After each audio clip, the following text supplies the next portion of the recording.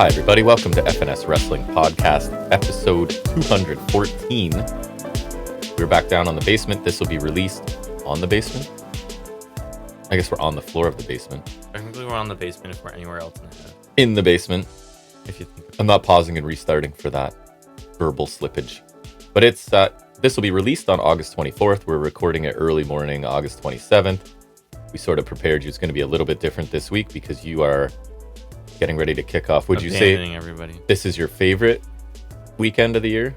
So Probably. Your two favorite are Comic-Con and Fan Expo. I don't know what else is like regularly in contention. But which is better? Probably this one because Fan it's Expo? Longer and bigger. So we're about to have 3 other teenage boys crashing at our house tonight, and you're looking to get. You said it goes from, so it's Thursday morning right now. It's an evening run today, yeah. So someone's gonna get you to the train. I think your mom arranged somebody else so that we can go play pickleball because she's getting addicted to pickleball too. She played really well the last time. Must actually like it if she's not gonna miss it. What's that? Must actually like it if she's not exactly. missing it. So she's making arrangements to not miss it. So that's a good sign for me. She played really well last time we played. So you're, again, as always, there's timestamps. You can jump to whatever we want. We'll talk about AEW, NXT, Raw, some trivia, some news. And you'll be around up until probably the trivia. And after that, out after trivia. So after that, it might be just me doing the Highspots and Restholds, which is weird because I've done solo missions before, but not missions with a camera. Well, and just not in like forever either. Like I don't even remember what the last one you did would be. And I was honestly doing those just because you weren't watching Ring of Honor, and I wanted to. Oh my god, I forgot when you talk.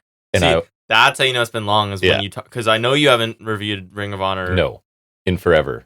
Ever since they took over. Like I feel like you checked it out once or twice, but I don't know if you reviewed it other than maybe the first one, and I don't even know if you reviewed that one. No, so I was just kind of doing it as like practice podcasting, and I could use whatever microphones I want. Like I'm using the beautiful Worker B today, this giant thing that's almost collapsing my boom arm, but it's the best used mic purchase I ever made, $40. Anyways, if you know audio gear, you know.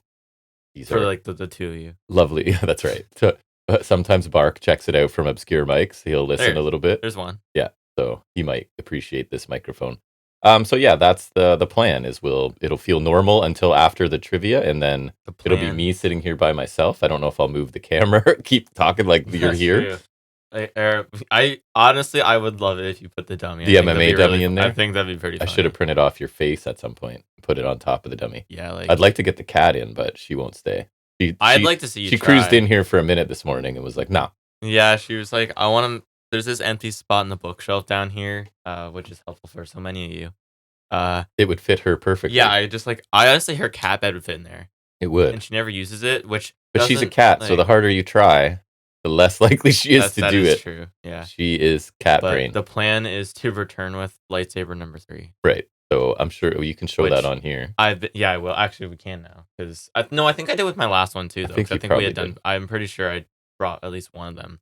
And I'm been saying I'm gunning for the big Kahuna, which is Darby. Darth Maul. Oh, Darth Maul. Actually, that's Saber. true. If I could get that Darby, that's your white whale. The first Comic-Con we went to, it was if anyone remembers from early days of Dynamite, it's Darby's paint from I think when he faced Jericho, maybe either for the title or like I think it was for the title. He also did it with Mox in the pandemic, but it was like the painting. He had like body paint just as champion. Yeah. That's my favorite. You've been looking for it. Look, I literally found it and it was like a couple $100. And honestly, oof. I could have done it. I think it was at Expo last year. That. I will gladly do that. No, that's ridiculous. Okay, but hear me out. If it's that much and it's the Chase Takeshita, I will 100% do it. Considering it's his only figure and it's not out yet, but like they made Takeshi's only figure so far a Chase. I will do anything for that. That's ridiculous. I will do that. I will do whatever it takes. I see. Takeshita. We're also ramping up for back to school. Hooray. KG Elephant. So you'll start Tuesday. And yeah, so you've got like Fan Expo for 4 days. 1 day of work and then Cage then Cage the Elephant. We're heading down to Toronto to check them out. And then I have like a bunch of work next week too. So I've got quite You just got to get through that week, and then it's a long weekend. It's Labor Day. So I've got quite the work span. You do. Yeah, you've been working a ton as well, making that money. So that's good. Busy guy to end the summer. But anyways, anything else you wanted to discuss? You went to a $5 Deadpool movie the other night? I found the Tuesday they got at our theater here. They had $5 movie or whatever. So I got to drive you and your brother to different movies and pick you up at different times. We got dropped off at the same time. You did. So that was useful. That's slightly helpful. But picked up at different times, like midnight for you. Mm, I'm an old quite man. literally, Can't handle that. I think they include credits in the runtime, so it might have been like the opening ads that pushed the Yeah, length because it should have ended earlier. But I would whatever. assume because I don't know what the time counts for. You know what I mean? Yeah, Or when this if the start time is like that's when they start playing the previews and whatever. I feel like that's what it is, right? yeah, and then the run time they give you is the actual movie, not With including all the with other credits though, ads obviously. and Yeah, crap that they put on ahead of and time. a good riddance in the credits. And your brother saw, oh yeah, not my favorite song. Your brother saw Harold and the Purple Crayon because they just like going to the movies. So he I said it was actually better than they At thought. least the movies haven't died, you know. Yeah, And when they probably should have. they rolled in expecting to not really love it, but he said it was pretty Yeah, good it's the actually. guy from Shazam. What's it like? Zachary Levi or something? I don't know. I had the books when I was a kid in the 80s. For some reason, the But title reminds me of Harry and his bucket full of dinosaurs. so was it live action or Yeah, no? it was. Yeah, It was. I'm pretty sure. Well, Yeah. because I know he's in it, so I'm pretty sure it's like a live action thing. And then he just draws a bunch of purple crap. Oh, okay. I watched a guy stab other guys for like 2 hours, Right. but A little different and say experience. funny things and Right. dance to NSYNC. Exactly. Just not my favorite part.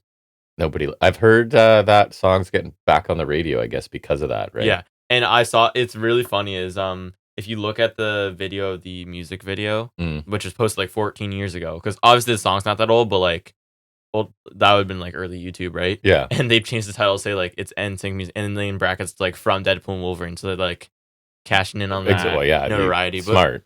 tends to Makes happen sense. with movie songs, right? Whether they're old or current or Yeah. But yeah, it's definitely a resurgence for that song. I mean, I'm not a boy band guy, but I'll deal with it. And speaking I of like that music, one. Jack White's new album's out. Oh, we haven't talked about that. Yeah, We are huge good Jack year White for fans. me. Bang Bang Gang theme, Yeah. new KG Elephant, and new Jack White surprised me because like I was wasn't just expecting it either. I just looked at alternative just by chance, and then there's Jack White, and it was just like the blue, the album Yeah. cover, and I was like, that's not. I don't know that. First single out is "That's How I'm Feeling," which is an awesome song. If That anyone one's wants to go pretty check good. it out, it's getting actually hitting radio. getting so that's radio good. play up here on a few. It's getting on alternative and rock stations, Yeah, which is I think good I for have him. 4 songs so far. The one I don't really care about, but the 3 I like. It was the first song, the Old Scratch Blues, the one you mentioned, and then the one about rats. So I was trying to listen to it again in the car, but that's when I was fighting the Bluetooth. Yeah. So I'll have to I won. like revisit it again. But Yeah, anyways, I yeah, will for sure. decent music year. Yeah, for sure. Anything else you want to discuss? You want to get into it so you can get your weekend started? Sounds right. Let's start talking some wrestling. First segment, you all know if you've been here before, we'll take a look at some of the week's wrestling news and rumors.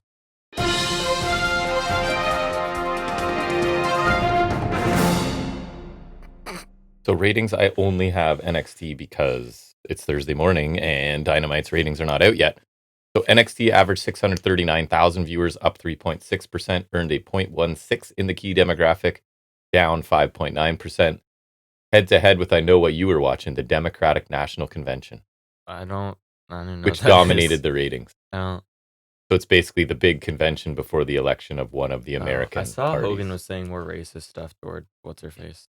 And it was a lot of Obama and his wife and people just ripping on Trump for however long it was. I saw some highlights. But anyways, so ratings down, well, demographic down, probably because of that.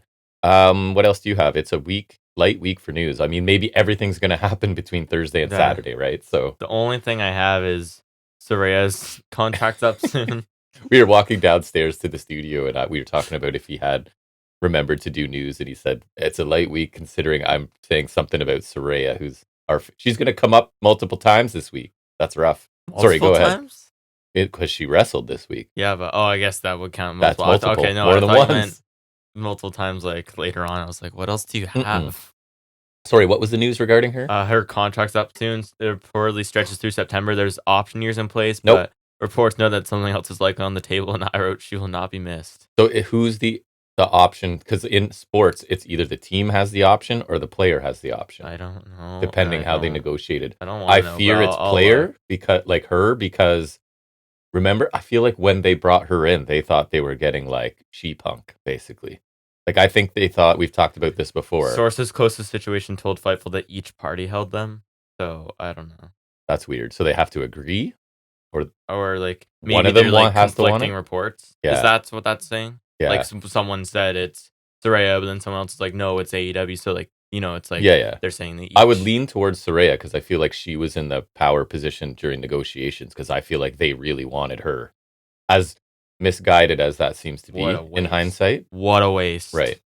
So you showed me the video that Jack Perry with that modified like black championship Scapegoat or belt, charcoal that he made it himself. Looks sick. I like it a lot. I just do laugh at how many times the TNT title has changed.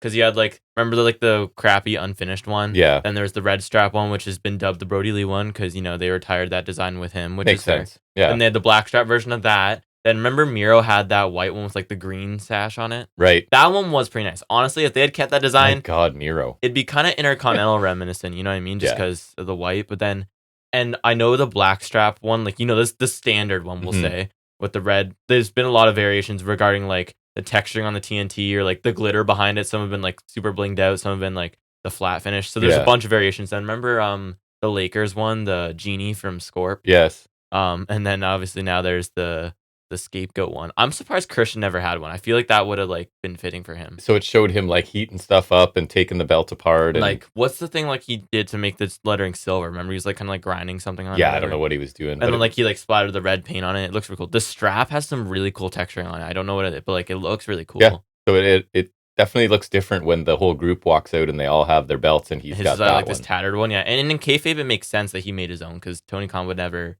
Right. You could argue Tony Khan sanctioned the other ones because they're these nice, magnificent looking things, and then, doesn't even want Perry to have one. So he's decided he made this tattered, partly out of spite, one. maybe, which I would respect. Also, doesn't make me think that he's losing because he's gonna lose his own Should we be doing predictions today? We could. We could do a separate little video at some point too. Yeah. And do you have any other news, or was that all you had? That was all I had. From the good news department, at least for me, and I think you. Pat McAfee's leaving for 4 months or something, multiple months to do college football. So, hallelujah, he really detracts more than he adds by far. I hate him. I don't understand why so many people like him. I just hate him. And he got a 2-3 minute highlight package on Raw this because he's leaving. So temporarily. So they need to kiss his butt because he has FU money, as they say, from his podcasting, whatever. So if he doesn't want to do this, he doesn't have to, and if they think that there's value in having him, they need to sort of suck up to him. It seems. I guess kind of related to commentary. I was telling you that Mauro Ranallo is coming back to do commentary for D'Amour's promotion. Yeah, in Canada. I don't know if it's around here, but I'd like to check it out. So would I. And anyone who knows, I love Mauro. He's my favorite. I wonder where he's going to be operating out of. I don't know. Because I know Mauro was doing MMA for a while. I think that's the thing he's done. But I miss him. And because NXT, when NXT was at his peak, I remember Mauro's the Jim Ross for that era, right? When it was big matches and important stuff, he made it feel... And Nigel was great back then too, because I think in the WWE machine, he was more reserved and less like what you don't like now. Yeah. Right? Because I loved Nigel back in the day. He's... Now he's a 80s heel announcer. Yeah. But because he used to be kind of the Excalibur type, right? Right. So... I was always that was great because I love Mauro. He's my favorite probably all time. Then Nigel is great, the straight man, and then you had Percy Watson there, just taking up space, sucking butt. I hated him. There's always, I swear to God, the 3-man commentary team is I like AEWs because I love Excalibur, Shivani. I do like Shivani a lot, and I do like Taz most of the time. I think he's pretty good value. Changed a lot. He used to be very annoying. He used to be pretty annoying, and now I like him. Yeah, he's. But with WWE, there's always the third person I hate. I could tell you each one too. Raw 2017, it was Booker T. Awful. 2018 was they had Coachman for some reason. Awful. Well, NXT now it's even 2-person. It's Booker T still. Right. Awful. Beth Phoenix on NXT. Oh my God. Because Vic is okay. I even thought Renee doing commentary wasn't good. No, because she's a really good interviewer. Really good, but that's and she was okay on commentary, but she wasn't great, and I feel like there's something else I'm forgetting. Anyways, I love Mauro, so I'm glad to see him back doing stuff. I would really love him for even just a one-off show. If he could do All In or something, I would love that. Just because, again, the energy he brings is I love him. And he's a good Canadian boy. He is a good Canadian boy. So we talked about it a little. Rich Swann, suspended by TNA, entering rehab. He got another disorderly intoxication arrest. If I'm not mistaken, I think that was part of his exit from WWE. I remember there was issues back then. Could be. So he'll voluntarily enter substance abuse rehab.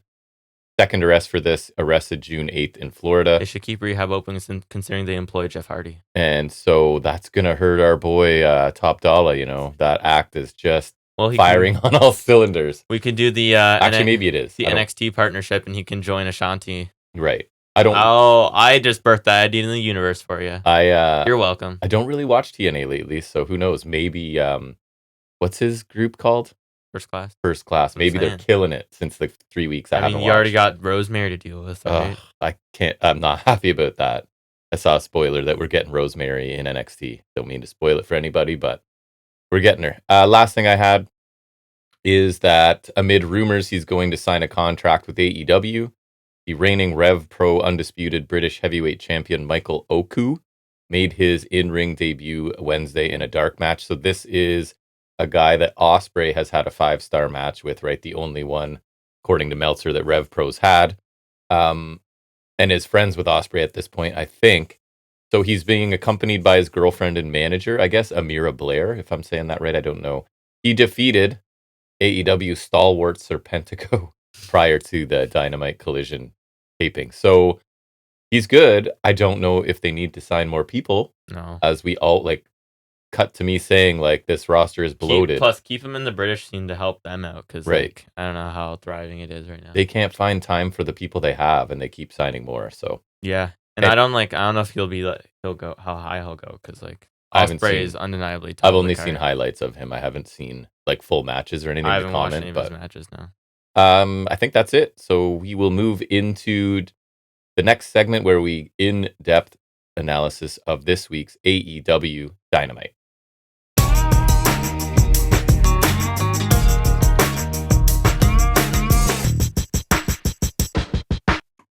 This should be good for me because it's really fresh in my mind since we just watched it last night and I'm not waiting a few days to talk about it. So Dynamite took place in Cardiff, Wales this week, right? And I would say the crowd added to this show. Absolutely. That was one of the things I wrote in my overall was that regardless, definitely bolstered by the crowd. So yeah, it was the arena looks different. So only, quote unquote, about 4,300 people. It was sold out. I went and checked. Yeah, so, they didn't go to I think that was the setup for. Yeah. They didn't set up for because I think capacity goes way more, but they were into it right from the jump. Good sellout. And had good energy all night. I thought they added to this show for sure. We kicked off with the contract signing for Baker and Monet, and I guess it's always a little weird. I feel because contract signing's just so selective. Because in theory, there's a contract for everything. Right. But I guess it's another way of doing just the face-to-face, kind of Ospreay and MJF did. So yeah, it is. It's the same idea. It's a nitpick. It's just an interesting thing. And was it when they weren't allowed to touch? I can't even remember. That was all of these. Yeah. And they never said that for Swerve and Danielson. I remember now. But they all touched. Yeah. Yes, that's right. Well, I guess since Camille was on top of Monet when Baker dies on him, technically it's she was the airbag. There's a caveat there. Yeah. So I guess I'll allow that one. No one went through the table. That is surprising. That's true. That's astonishing. I feel like they should have done Baker goes through the table. What did I watch? I guess if Baker's gonna win, that's why she went over here. Something I'm going to talk about this week. The announce table just does not break anymore in WWE. I can't remember if it's NXT or I feel like it's so selective because there's some things where LA Knight does a full on neck breaker thing to Paul and it just does not budge, and then Fatu's jumping through it. You know what I mean? So I feel like they I wonder if there's some little thing they can do where it just someone's sitting there with a button to release it. It just releases. Or you just remove one thing and then so the next thing happens. The Death Star. Done. Yeah. Yeah. Or there's a plank underneath or something, you just slip it out and now it's collapsible. Now I can't. I'll get there when I read my notes, but somebody got dropped on it 3 times and it didn't break. I don't know if it was Raw or NXT. Yeah, because there's I feel like in the past it used to break prematurely a lot. Yeah, as soon as their skin touches it, it would just collapse. Yeah, I've seen the clips with trips or Beta Pedigree, the rock bottom, and it just buckles before they even do it. Yes. And it looks really funny. Yeah.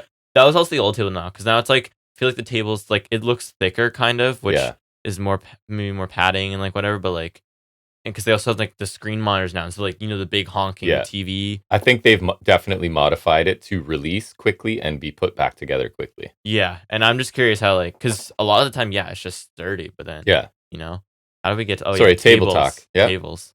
Monet said she would make Baker tap out. Hopefully, that means she won't use her other finisher. Yeah, right. Because I can't pin you off my awful looking finisher, so I'm definitely going to submit you. It's not. I don't know what else she could do, but I just don't like it. Anything. Pretty much. I mean, sorry, I find that I sound like I don't like Monet, but I actually do. But like I was gonna say I feel like the only thing she knows is the Meteora because she hits like 4 of them in every match at this point. Sounds But so condescending. I know, and I find like when I do listen back, I'm like, I honestly sometimes think you hate her. you would never guess that I actually think she's good. But I know, because like when we watched like the match of Forbidden Door or something, you're like, and she's like really good in the ring. I'm just like, and I'm always just like yeah, but like it's just weird because I it honestly kind of feels like you hate her. I know. It's weird because Even now I don't believe you because I'm kind of down on her outside the ring in most capacities at this point. And I think it bleeds through. I don't know. You're not making a good case for yourself. I do like Mercedes Moné. Okay, she at one point she was like my favorite in WWE. I agree. She was my favorite women's wrestler at a time. Carry on. Sorry. Then it ended up being Baszler for right forever. Honestly, I might even still say it's Baszler. They don't treat her right, but I still love her.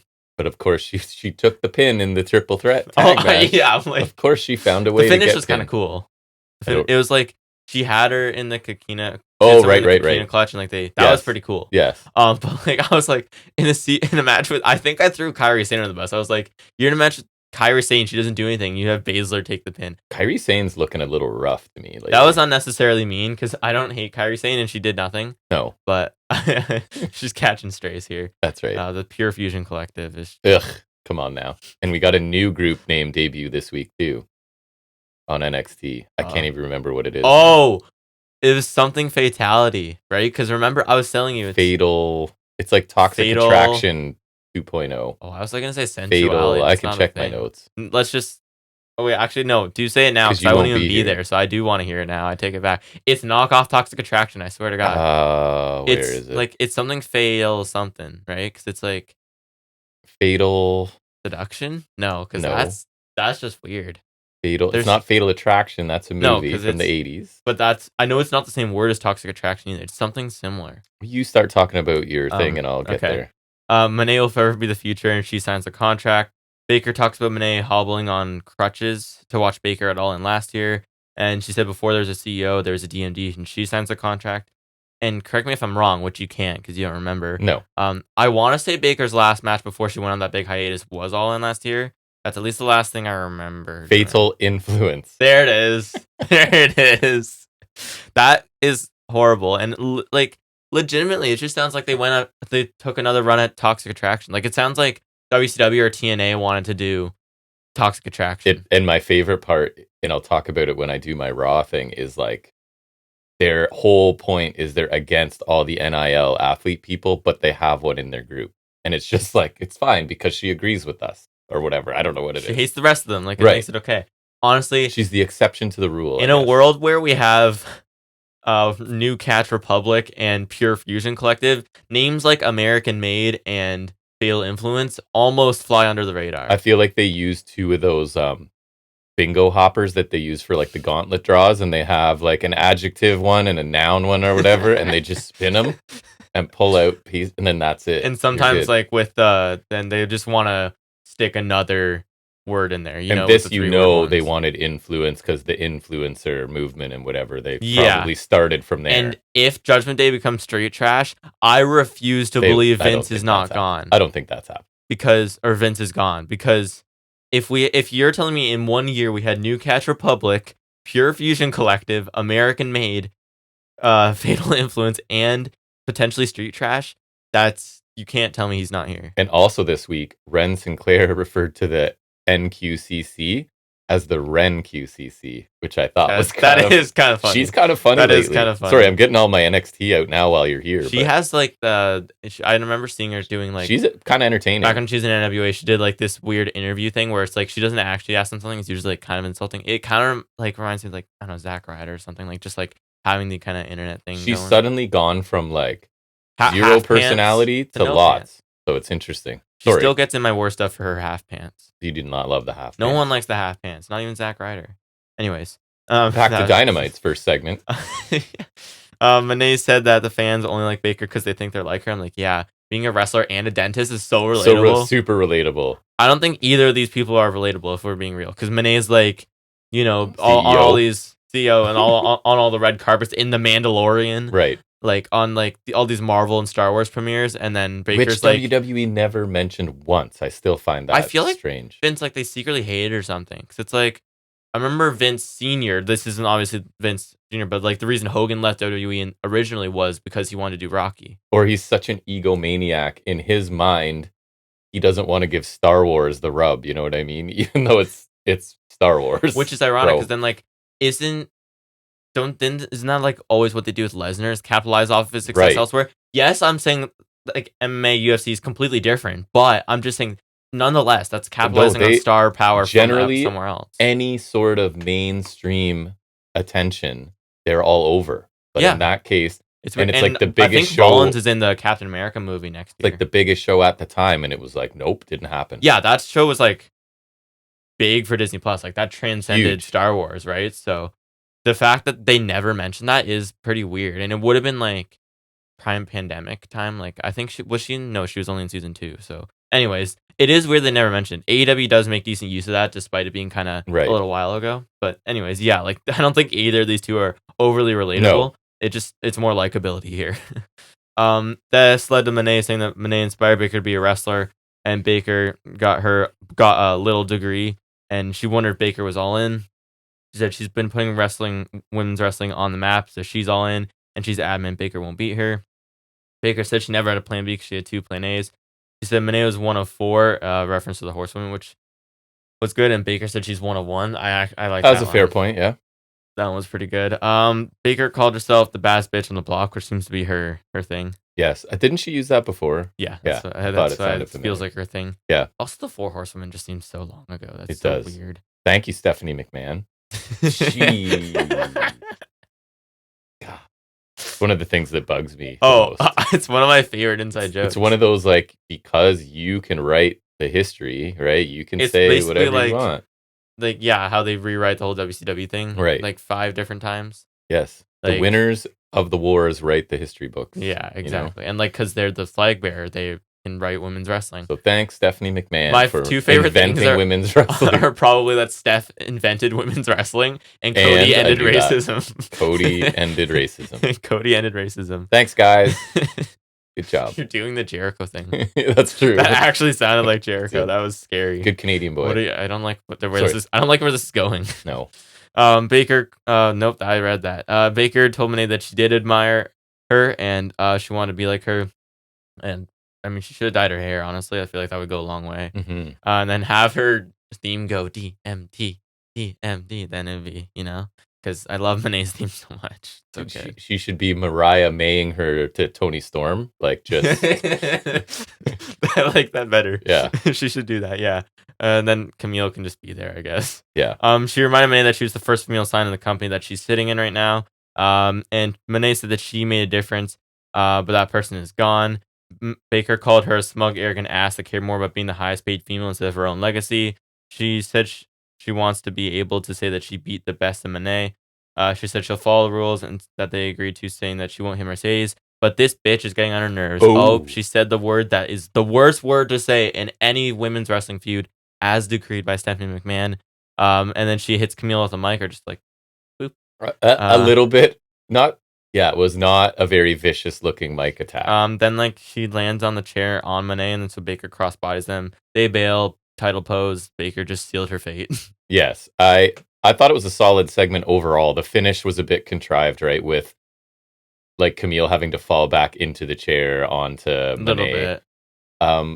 But I think the build to this has been pretty good. But these are 2 huge stars, so I feel like it should be even hotter. I feel like it should be hotter. It's it's been a good build, but I feel like it's more hype off the back of their in-ring reputations. Yes. And I thought this was a good segment. I liked it, but I don't know if it felt like one of those ones that warrants starting the show. Because I feel like to open or close the show with this segment, you really got to fire on all cylinders. Yeah. And I feel like, in my mind, I feel like Ospreay and MJF warrant it more, and we'll see how that goes. I would stand by that. But maybe they didn't want to start it with a 40-minute segment or whatever. That felt like to me. I don't know how long it actually was. I would still go with it. And then also, I think the main event segment was worth ending on too. So. True. I think you kind of have to end with Yeah, but swerving. like just how good it was, obviously, right? Like Yeah, so I think these two will have a really good match, and maybe it's just because Baker hasn't been around a ton. I feel like the build should be the build hotter. did kind of get stunted by the IRL suspension, Right, that too. You're so I right. guess there's that. And I didn't have any complaints about Monet on the live mic, Yeah, so I thought she was good. Like, and I think regardless, it's better in the heel role just because like if it's annoying, then at least it's kind of intentional. yeah, and Hopefully, at least it's two big, kind of important, popular wrestlers, sort of meeting at All In, so that's good. yeah. Yep. Then we get a learning tree interview. Jericho's facing new Dynamite Kid, and he asks what gives him the right to be Dynamite Kid other than blood relation. He asks if he's as good, and this is a chance to prove himself because he's against Jericho. He says he hopes Hook is watching, and I just read blech. Um, he refers to it as Cardiff, England, right, to get heat right away, because that's a hot button for the Welsh, I think. I thought he was a little more straightforward here, less like cheesy, hey guys. Like, I felt he was a little bit not so much of that. I just tune it out. I still wasn't interested in it, but I was less irritated, I guess. So that's a win. I don't know. I suppose. Less irritation, still not interested. I hope maybe this he's starting to go away. I would I greatly hope so. appreciate it. I don't feel like there's legs to this gimmick.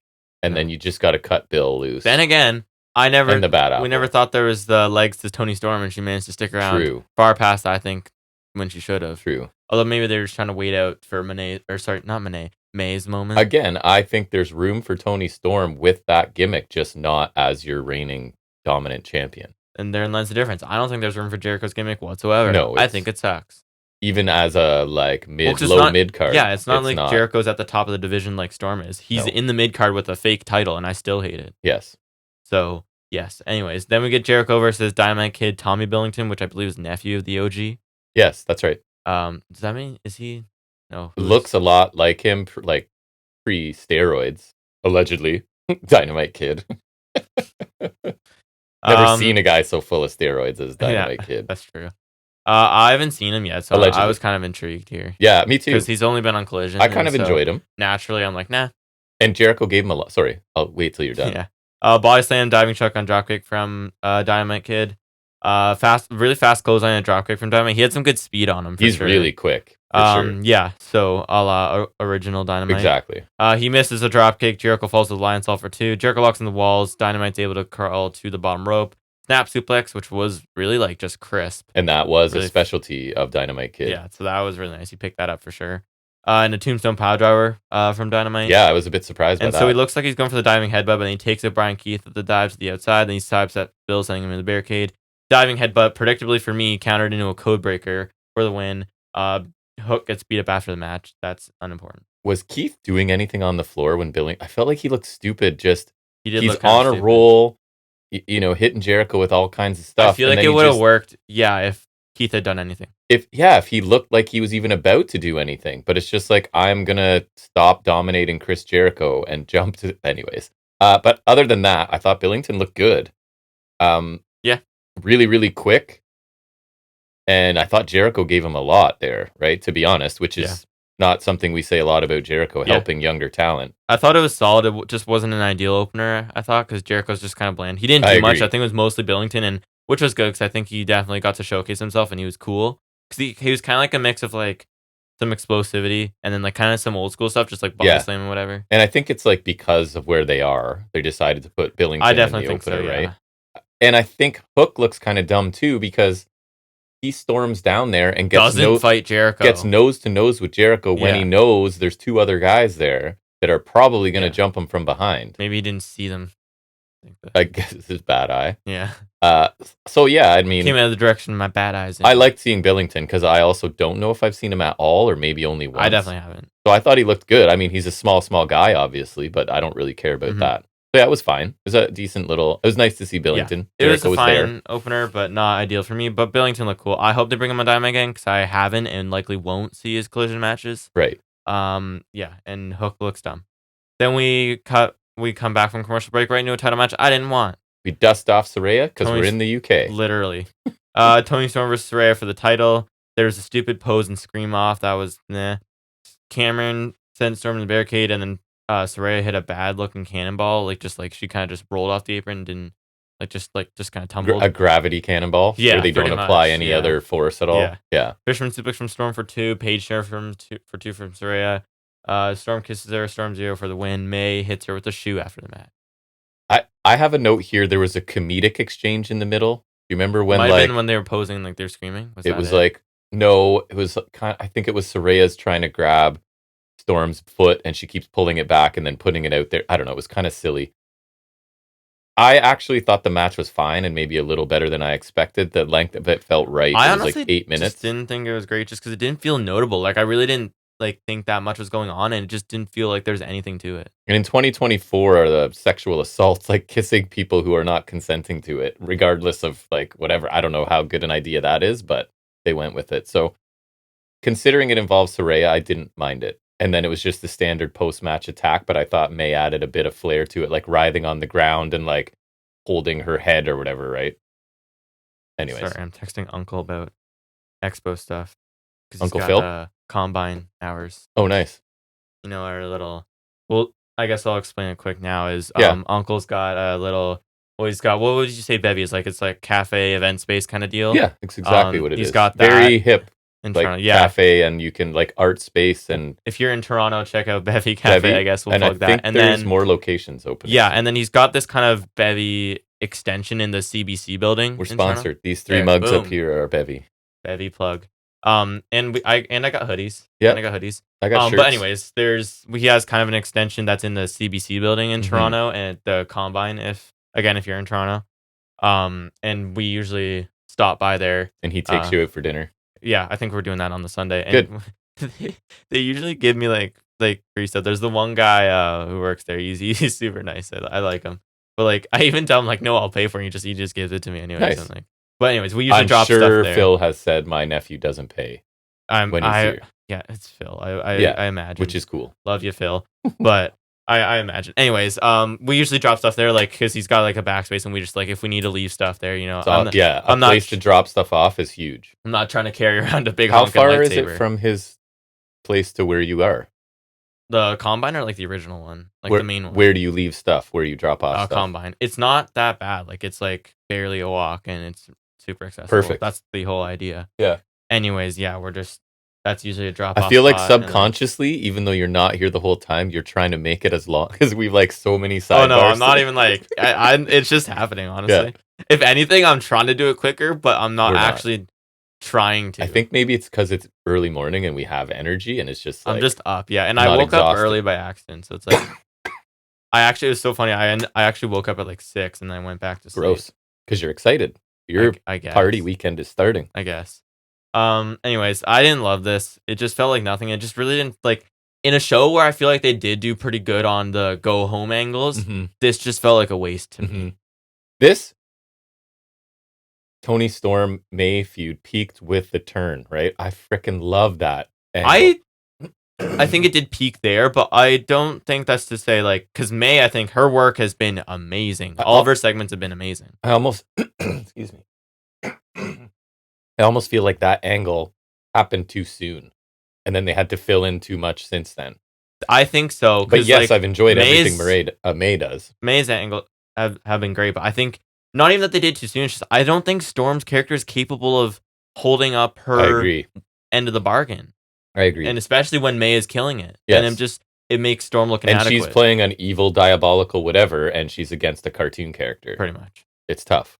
So hopefully this comes to an end. Yep. Then we're going to conglomeration interview. Briscoe did rant talking about how they're fired up for All In. Cassie's in the gauntlet. Willow and Ishii have a tag match on the pre-show. Kind of say how disappointed I am with that. Like, it's Willow and Ishii against Stallion and Stokely's wrestling. And they were building that Willow Stat feud as well. And now I guess they'll probably have a title match at All Out, which is still good, but like, I just kind of wanted them to have that. You know what I mean? I keep forgetting there's another pay-per-view in like 2 weeks. 10 days away. Yeah. Yeah. Anyways, and then O'Reilly was doing like a UK accent saying they're going to be on Collision. That was kind of funny. Briscoe's ranting at the end. It just descends into literal gibberish. Yeah, they just let him cook, man. I just love how half the time his promos descend into like actual gibberish. Where even like you can see in this one he's losing track and like struggling to get back on track, but like he just powers through it. And like, the other people are trying not to break, right? Yeah. I love it. I love the energy. It's as enjoyable as always. I genuinely love him. And He's a throwback to like O'Reilly 80s. seemed like, because he's doing his over the top facial expressions while Briscoe's talking. When Briscoe mentioned him losing in that triple threat, he like kind of doing an angry face. So I'm wondering if he's still a little peeved after losing that, because he seemed kind of frustrated, right? Right. Yeah, yeah. And if he turns on this group, I will be heartbroken, because I genuinely really enjoy this group. Yeah. But if we get Undisputed Era, I will find a way to cope. I think they kind of caught lightning in a bottle with this group, because it was like leftover parts that they kind of threw It was together. And like it's the conglomeration's kind of a nod to the fact, like, it was just one of those multi-tags Right. before Forbidden Door. and something and it worked. just- And then it they just let worked Briscoe talk, and they're like, "Oh, Everyone loves people it. are loving this." I for love now. it so much. I don't think this was peak Briscoe, but it's still fun. I just find it funny how he Me just too. goes into gibberish, and it's just no one cares. It's like, Yeah. it's not like, oh my, if Vince would lose his crap at this, because like, remember that one promo when Riddle just forgot his lines Yes. with Asuka? Yeah. Like, that's basically what this was. Yeah. And Vince would hate it. Yes. Oh my Oh, God. it would have, everything would be scripted, right? Briscoe would not. There's no freedom Briscoe to there, yeah. do that. But yeah, like Okada and Briscoe, I look forward to. They make me laugh. Yep. I enjoy them.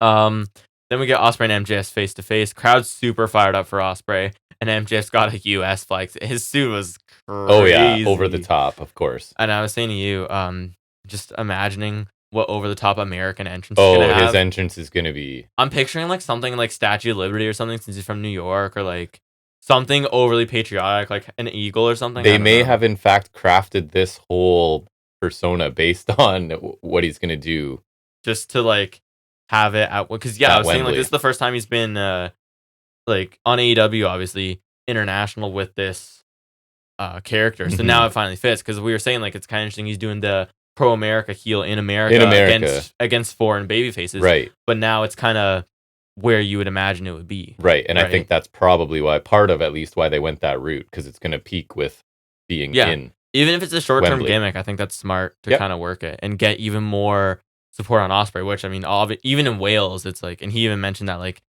one of the first things he said was that it's unusual for an Englishman to be this loved in Wales, and so even like, right, that's probably how well it's working, right? And so kudos to MJF and everyone else. He talked about some BBC show that he thinks is similar to his career. Talking about different venues in Wales he's wrestled in. A lot of local references early on that were definitely going over my head. Same. I wrote that I don't get many of the references, but the crowd was into it. They weren't for me; they were for the crowd, and they loved it. Yeah, so it worked for me. It. Like, it still worked. Just obviously not gonna get to me the same. Right. MJ said jam-packed arenas have changed his name twice as loud as they have for Ospreay. He said he didn't have to be a flip merchant to get the job done. He said all he had to do was this, and then he does like the kangaroo kick pose. And that's crazy that Aussie Open was like, that was last year. Yeah. It's been so long since Aussie Open. It has. I think didn't Davis get injured? It was Wrestle Dream. Remember, it was them and FTR. And it was like 2 or 3 falls or something. And every day, no, it wasn't 2 or 3 falls that passes, and everything that Fletcher does, I start to get nervous for Davis, because Fletcher is on the ascension as a singles guy. He's the Shawn Michaels. And Davis, I don't know. I like him, but I like him, and I love Aussie Open together. Like, throughout this whole time, we've both been saying, I love Fletcher. I think he's amazing, and I'm super happy for him. Like, I want him to go up and like do things, because like, I'm happy he's getting single spotlight and he's awesome, and I'm super excited to see, like, hopefully he gets like a TNT title run, or he gets the international title at some point. But I've always said I want the Aussie Open run first, because they haven't gotten their due. They had the ROH run, which, let's be honest, that means nothing. Like, anywhere. Nothing. Didn't happen. And they lost to Cole and MJF with the kangaroo kick thing, right? Like, anyways, I've always said I wanted the Aussie Open run first. Like, I wanted that. I think I picked them to win against FTR, even though I wasn't full I just want them to. I want them to have the Rockers run before the barbershop, you know? I'm saying now you pair up Davis with Butcher, and they're just like an APA with the mustaches, APA Haas team. I want them to do Aussie Open with Ospreay just for a bit. I want Aussie Open to have their run, and then they can split. I don't care if you have Davis turn on Fletcher or either or. I just want find some other Australian to team up with Davis. No, I want Aussie Open. This is what there's only one. Okay. There can be only one. Can be only one. Just watch that. Not the movie, the Goldbergs episode. Yeah. MJF said that he was called back early from injury because to clean up Will's mess, which was kind of funny. He called Ospreay arrogant, and Ospreay said MJF's the arrogant one. He called him a bell end. And then I think wasn't like Excalibur had to explain that, or he didn't have to, but like someone was like, explaining it on implying that is bad. Yeah. Yeah. Ospreay spoke about AEW saying everyone was laughing at MJF as the world champion. Said they were laughing at the double clothesline and all that, but it lasted too long, which may be true in some regards. Didn't disagree, right? It's kind of like you're almost making a mockery of this business kind of thing. I do miss that though, because that was so good. And like for a while, because like the whole Cole MJF thing, like that Yeah. was Bloodline adjacent for me, just in enjoyability at its peak. Yeah. Like that was I do miss that for sure. And Osprey said all in last year they didn't talk about this great match. They talked to be friends jerking each other off, which was that's pretty funny. Which is works for his angle, but that match was pretty awesome. It was. Cole and MJF. And I swear it went like an hour. Can you look at the? Cause I remember no, it was double check for me, but I'm pretty sure it was like a double. There's some sort of draw finish, but I don't think it was a time limit draw because I don't think it went like an hour. For Cole and MJF? Yeah, at All In last year. Osprey said he wasn't even employed at that point, and he said Khan had 3,000 people employed back there. He called Osprey to be on the show, and he claimed he told him to put on a good wrestling match, since he can't count on MJF to do it, or his world champion at the time. He said it's not only about restoring the international title, but it's about restoring the feeling, and he said he is the feeling. Uh, MJF said Osprey's right because MJF doesn't care about catering to the people because they are meaningless. He said all that matters is what Americans do best. They win. He called Khan a dork, saying the company would be safe in Osprey's hands. He claimed that MJF claimed everybody loved him. He said analysts, pundit. I don't know what that is. Pundits? Yeah, The people that talk about stuff. I guess. Wrestlers, legends, Hall of Famers all agree that MJF's the best in the world. He asked who told Will he was the best, and then the fans cheered and MJF mocked them. He said he said the facts are that he's the youngest AEW World Champion of all time and the longest reigning. He bragged about how he headlined and won the biggest show of all time. He said that when they talk about this generation of pro wrestling, he's the ace and Osprey will be second place. MJF said he hails from the only place that matters, the U.S. He said that Osprey only has one move that can defeat him, and he doesn't have the balls to do it. He said that he's the facts. The facts don't care about feelings. Ugh. What? That's just a line from certain talking points, anyways. But just political stuff. Oh. Osprey, maybe that's intentional. Maybe. Osprey said that wrestling books can be rewritten, but feelings can't be rewritten. He said MJF hasn't inspired anybody to be a wrestler. He told MJF to ask fans around Europe, Australia, New Zealand, Japan, US, and wherever. They'll say Will's the best. He said he can't lose in front of his family, his wife, and his kid. He said they loved MJF until he ruined it. And then MJF showed they loved me until you ruined it, which I thought was kind of interesting. And I really liked his delivery on that, just like because like that bitterness from MJF really kind of came through there. And commentary said it too, like he's saying the quiet part out loud. Like it's kind of like that's his motivation because Osprey's taken his attention, but he didn't want to admit that, but it sort of slipped out in the moment. So here. I really liked how they did that there. Just like the delivery and just kind of like MJF's just kind of like the oh shit, I didn't mean yes, but that's his motivation is I was popular and then you came and I don't like it. Yeah, I liked how that was done really well, and that's just great for MJF. He spoke about how Osprey is a great husband, father, and professional wrestler. He congratulated him on being a successful pro wrestler, and he talked about how before the show he got to spend some time with Osprey's wife and the so-called kid of his, because things got rough here. Yeah, because Osprey's wife, she had a kid before Osprey came in, so that's the whole deal there. He's like the stepdad. But Will stepped into the picture and raised the kid as his own. He said, MJ said, he had a feeling after the conversation he had with his wife tonight, the next kid she has won't be Osprey's either. I love which was pretty crazy. I like the sentiment and the phrasing of that. Like the phrasing the framing, just the way they were saying. Like Osprey is just like right in his ear, basically. It was really well done. Knowing you can't touch me, so I'm going to get right in your face. Osprey asked how much the fine is. Shivani said it was like 100,000 pounds sterling or 127. Why would the fine be in? Like it would still be in American currency. I guess. Come on, I thought that was so stupid. It's pretty hefty, but and then they do the conversion, like so that's 100 and whatever. Yeah, it's so stupid. I guess just to again cater to the crowd, maybe. I guess. Osprey said it's worth it, so he attacked MJF. Security are pulling them apart. Ring shot from MJF, brainbuster. He goes for the Tiger Driver 91, but security stop him.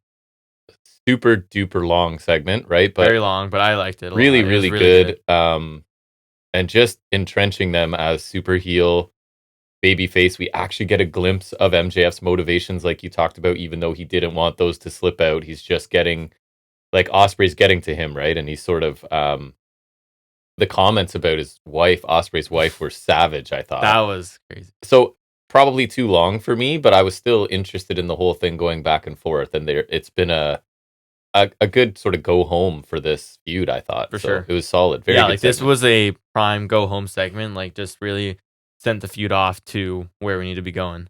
And Ospreay had great infectious energy, and the hype crowd really added to this, Yes. especially on his end. The UK energy was pretty good, and it's like it was always, especially in like the WWE PLEs we've seen recently. So like I feel like they always have really good energy. The jabs at each other here, like regarding TK, are pretty funny. MJF's like, yeah, that jealousy seeping through. I thought that was really well done. Yes. And the jabs to Ospreay's wife and kid were nasty. That was perfectly done as well. And a solid beatdown from MJF too. Definitely makes me think that he's not winning here. But And obviously that's how Ospreay it gets goes. to sort of show his range from like, I'm the aloof, confident baby face. I don't really care what you say, blah, blah, blah. And then, oh, now you're talking about my family and things are getting Yeah. like, you know what I mean? He Yeah. had to sort of shift gears. Mhm. So going back to All In 2023, Cole delivered a brainbuster on the steps to MJF, followed by a tombstone pile driver through the announce table. MJF and Cole then delivered a double clothesline to each other, pinned each other I was simultaneously, gonna say, yeah. ended in a draw.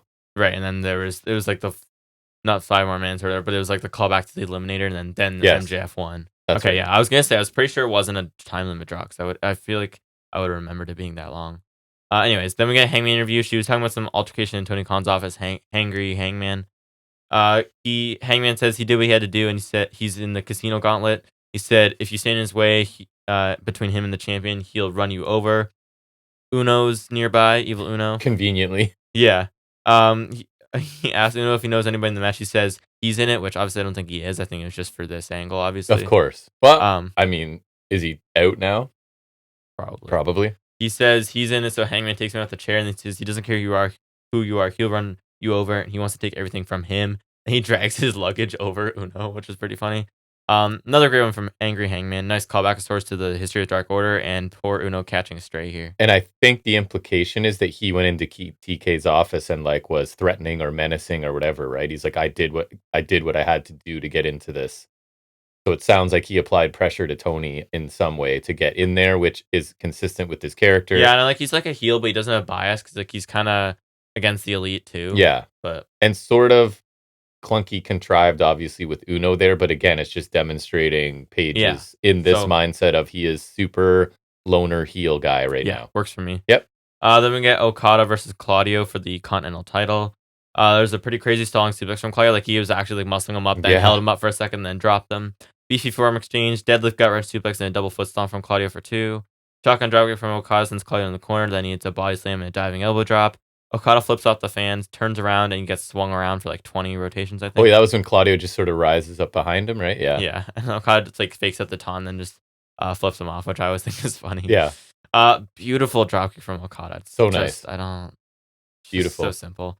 Claudio ducks a Rainmaker, connects with the springboard uppercut. Okada counters a neutralizer and hits that like air raid crash neckbreaker over his knee. Looks good. Circ exchanges, we get the 1 minute warning. Pop up uppercut from Claudio. Okada rolls to the rings, like hanging by his feet. Claudio drags him back in. Okada's like clinging to the bottom rope for dear life. Then Claudio like stomps him to break it, pins him for a 2 count. He kicks out, and then the time limit expires. The Bucks come out and congratulate them on the match. Matt asks the fans on 5 more minutes. Obviously, they say no. Yeah. Says Okada was scheduled to wrestle for 20 minutes, and they have to stick to the rules. They're such rule followers, eh? Yeah. Such sticklers for the rules now, all of a sudden. He asked Claudio to leave because they have a match, and they'll physically remove him if they have to. Darby seems like hits, so we switch to the trios match after Yakumo 2. They all brawl for a bit, and then we switch to the next match. So it sort of bleeds into the next match. Which I like that transition. So do I. I really like that. I wouldn't like it if they do it all the time, but I like when they sort of have things do that. Kind of like how they did the Hangman Lethal thing last week. Yeah. That was good. I thought the second half of this match was really good. It was kind of slow going. It kind of started out slow for me, too. I thought it was which, again, is usually an indication it's going pretty long, right? Yeah. That's usually my assumption. When I know it's 2 guys that can go, I guess it's 20 minutes is decently long for TV. Right? It is, for sure. Second half was a lot better. The crowd response was pretty good. And I like the story that heel Okada is just trying to hold on and get to even a time limit draw. Yeah, because it makes Claudio look strong. He didn't even pin him after the elbow drop, right? Right.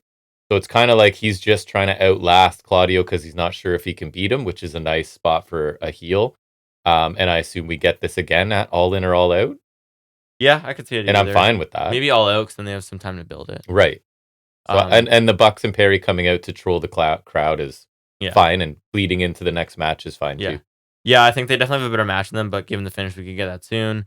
Time limit draw is fine, and wasn't that long for like with 20 minutes, because like we had the hour-long draw with Hangman and Danielson before, like almost a draw with Ospreay and MJF. So like 20-minute draw is not as bad and could give an easy match for All In, or I guess All Out, because I forgot about that too. Post-match stuff was good and good segue in because we now have Darby Allin and FTR taking on the Elite. Nick Irish whips Darby and he hits a hard suicide dive to Perry, who was taunting at ringside, kind of avoiding him. I like this match because I didn't know who was going to win. Not that it's a super important win for anybody, but it's like either side could have won this. That's true. And that so rarely happens when I watch wrestling right now. Yeah.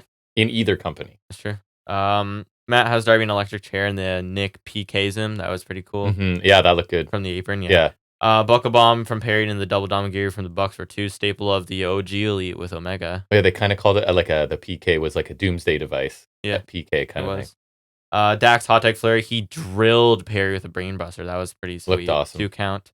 Parade of moves ends in the B, faces with stereo sharpshooters on the Elite. They get out of the holds, they walk out with their belts, or they try to walk out. Cash runs with the suicide dive to take him out. Out of nowhere. Just kind of how one fast of those, he is. He just flies into the screen. Yeah. He's speedy. He is. Darby with the code red to Nick, but Perry nails him with a scorpion death drop. Smash contraption to Perry. Powerplex fall by a coffin drop to Nick. Gets the win for Darby and FTR. The Elite are retreating through the crowd. The Acclaimed music hits and they come out. Caster says it's nice the entire royal family showed up. He calls FTR court jesters and the Bucks his favorite princesses and says you're looking at the kings of tag team wrestling. He says he has to give them credit for being regarded as the 2 best teams in the world, but neither of them could beat the Acclaimed in last week, which is true, actually. And the kings will be crowned as it's time to nut up or shut up. Bowen says they would love to fight now, but they have nothing to prove because FTR and the Bucks can't beat the Acclaimed. And he says they will fight until they're the next tag champs, and everyone loves the Acclaimed. Yeah, I thought the match itself was pretty fun. Lots of offense, like 10-minute match with lots. Yeah. FTR got a lot, I thought. One of the truest matches where it's just a great group of talent, and it's like one of those typical pay-per-view preview deals, but Correct. like it was good. Which normally annoys me, but like if the action's depends really good, how good you do it, you know? Yeah. If you give too much away of each match, you know what I mean? Yeah. Tons of good offense. I don't feel like Perry did a ton, but maybe that's just but that was kind of like a lot of it. He was kind of avoiding Darby, so that's kind of partially the thing. And again, I didn't know who would win, so that's nice. The Acclaim promo after, I thought it was pretty good. Yeah, he was showing they made some good intensity. points. But I don't think the build for this has been amazing, and it also highlights the need for some new tag teams, right? This is the same 3 tag teams that have been 2 of them since the beginning, pretty much, and then the Acclaim the last year to whatever. Like, where are the other tag teams? And we just lost the Lucha Bros. We need to elevate some teams, right? Bring back Jack Evans. Let's get TH2 going. I don't even know what, but just this is the same. And anytime they want a major tag team match on a PLE or pay-per-view, it feels like this is what they're drawing from, and that's it. It's not a coincidence that the Bucks haven't defended the titles until last week. Right. And maybe proves our point. We do need an Aussie Open run for a bit. We do. We need something. Because, I don't think it hurt. Where's Bear County? What are they doing? Just kidding. I'm kidding. I don't think it would hurt Fletcher either. Just to I just want Aussie Open, man. We need tag teams. Plus, their theme song's a bop and a half. I get that it's always going to be the Bucks because they run the place and whatever, and they're good. And I like them. Don't get me wrong, they're good, but something fresh. Or I was excited when they returned this year, so build up Private Party. Yeah. I was really excited when they came back, and they haven't really done anything. No. I really like them. And they have a win over the Bucks even. Yeah. Way back in the day. So yeah, I'd like to bring them back in the spotlight. I really enjoy them, and they would be a good one because they haven't really gotten a major opportunity anywhere. No, not at all. And they're pretty original because they were there early. That tournament win was early in the Dynamite very days, early, right? So, anyways, yeah, I enjoyed this match a lot. A lot of good stuff going on. Some solid heel work from Perry because he wasn't always overly involved, but he was avoiding Darby a lot, so I like that. And I really do dig his custom belt. It's really cool looking. Action was good and picked up towards the end, as it typically does. The Powerplex coffin drop combo was really cool, and I was kind of calling it as they were about to do it. I wish they'd lined it up though. Darby should have been waiting at the corner cash jump from, so they didn't have to move Matt, and they could just one after the other. Yeah, right. That was my only nitpick, but it's still really succession. Cool. Yeah. Acclaim's little promo was pretty good too, and I did like the point that they didn't get beat. Neither match against either team. That kind of adds something to the match, and I'm glad it's a 3-way because I don't need Bucks FTR again. No, agree. Even though I like both those teams and they have really good matches, I love them both. Yeah, it's been done exactly, and just especially because it's not even this version of Bucks isn't as good. Right. We get an Ospreay interview. He's bloody and whatever. Danston comes by and he just says he saw what happened. He tells Ospreay to do it. Really short, really effective. Yeah. Because Danielson's basically the catalyst for this whole dilemma Osprey's been having. So I think him being the one to tell Osprey you got to do it is perfect, because then Osprey will do it. And it's referring to hitting the Tiger Driver, right? Yeah, obviously. It's basically saying like you almost killed me with it, but you need to kill him. You need to bust it out against MJF. Yeah, so it kind of circles back around. I really like this just because like it's so simple, and like it doesn't really. It's nice to have Danielson involved in this, and it doesn't take anything away from what he's doing. No, currently, because it was just like literally said the one line so I really, really, really enjoyed this just as a simple bit to like, and the pop when he does nail that on MJF is going to be incredible. Yeah, it's gonna be insane. And I'm sure he's gonna tease it a few times and then maybe hit it for the finish. I don't know. Yeah, I think it'll be like that hidden blade. For the win. So that'll be sweet. So I really enjoyed this. It's just like a little it was just really nice. And then we get to Danielson's main thing, which is the face-to-face of Swerve, moderated by Nigel. He hypes Swerve up a bunch, introduces him, and then he just insults Danielson. I like they bring the most biased guy in the world to talk to. I thought that was an odd choice. To talk to Swerve. I again think also hometown thing. But I guess. So. Obviously not in Wales, but like we're in the season. But this guy like publicly hates on Danielson at every opportunity, and he's the one they put in there. Right? I think he called him the neck break kid, which did make me that was funny. Pretty funny. Yeah. That was pretty awesome. Swerve came out and he said he's the most dangerous man in AEW. He said because of the pain he endures and inflicts. He talked about the people he's defeated. Hangman twice, Switchblade, which I don't remember, but I want to say it had to be C2. I feel like, because remember, wasn't it like then we got to the 3-way final with them and Moxley? Yeah, and didn't I think that's right. Switchblade have an undefeated run or something, and then like he only lost to Moxley and Swerve or something. I can't remember. I remember him beating Moxley's undefeated run. Anyways, are you doing that? Or are you doing no? I'm just adding stuff to my notes. Takeshita, which I do remember, that match was awesome. Samoa Joe, that match was okay, and Claudio, did we watch? No, that was Collision. Christian, that was okay, and the man who put Danielson second Jeopardy, Osprey, that was awesome. He said he'll dissect Bryan in the ring head to toe. He said he'll do it purposefully, menacingly, and scientifically. He is, as much as he appreciates Bryan as a generational wrestler, and they're both Washington born, which I remember that being a thing because Wrestle Dream was there. Right. Last year. I think it's in Tacoma this year. Swerve talked about how he heard Bryan saying he's ready for retirement, ready to become a family man. He said that's a slap in the face to him. He said he's going to be the one to take that from Bryan. He told Bryan he'll make sure he's not capable of getting back in the ring after all in. He said maybe Bryan will get the fighting spirit that wakes back up and thinks he can do it again. And Swerve said maybe Bryan wants to wrestle again. He'll be there to beat him down, whether it's in Washington or in like a mask in Mexico. Maybe Bryan will think he wants to do it again. And guess where Swerve will be? He'll be right there. And so I like that little tirade he went on. Dance's music hits. He bolts to the ring, takes him out to the Psycho Knee, and Swerve bails. Bryan said maybe he's confused. He doesn't come out here every week to talk about himself for 20 minutes, which is true. He claimed he knew who he was. He said this is the truth, and he's the best effing wrestler in the world. And the fans are hyped. And he said he has been for the last 20 years. He said Swerve thinks he's going to retire and cripple Bryan in front of his daughter. He said that this Sunday in Wembley Stadium in front of the fans, for the past 25 years, his peers who he's traveled with for 25, in front of his family, wife, son, daughter, whatever. Oh God, is Brie Bella going to be there? Oh, disgusting. Nice. Bryan said he'll have to damn near kill him. He said he'll leave his soul in the ring, and he asked if he could beat Swerve for the title, and the crowd loudly chants yes. He said they know the answer, and so does Swerve. Yeah, this was awesome. I thought this was a really strong go home segment.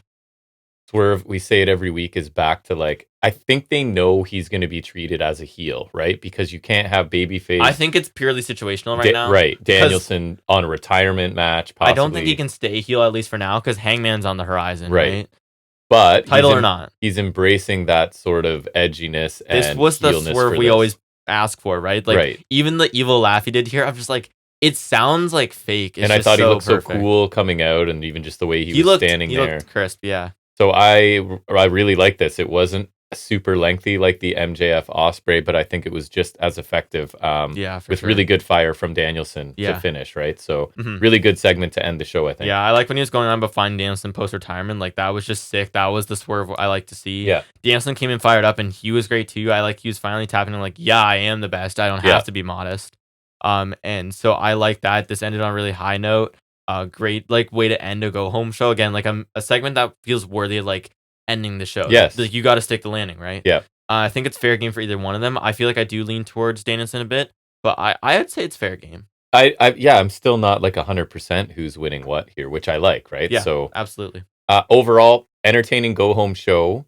It felt like a good go-home show for sure. There Definitely wasn't. bolstered by the crowd. I don't feel like there was a ton of in-ring action, but it is I a go-home agree. show, so I you've agree. got to get those stories told and get to the 1-yard line or whatever analogy you want to use. I thought, but that being said, the in-ring Okada Claudio was really good, especially second half. The triple threat was really fun. So I thought Trios. Trios, yeah.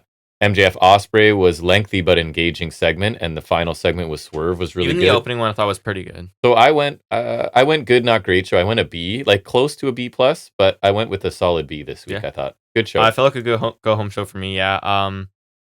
I can't imagine it's that simple, but it would behoove them to do more UK shows. It definitely benefits them, and I thought it was a really good vibe to the show. Yeah. In-ring was a little bit of a mixed bag, because I didn't much care for the opener. It wasn't bad, but I just didn't really need it. And the women's title match was a waste of time for me. It just didn't fit for a go-home, because like Storm's not involved with Saray at all, so it just felt like a waste in more than one sense. And Billington's not involved in anything at all, right? That too, yeah.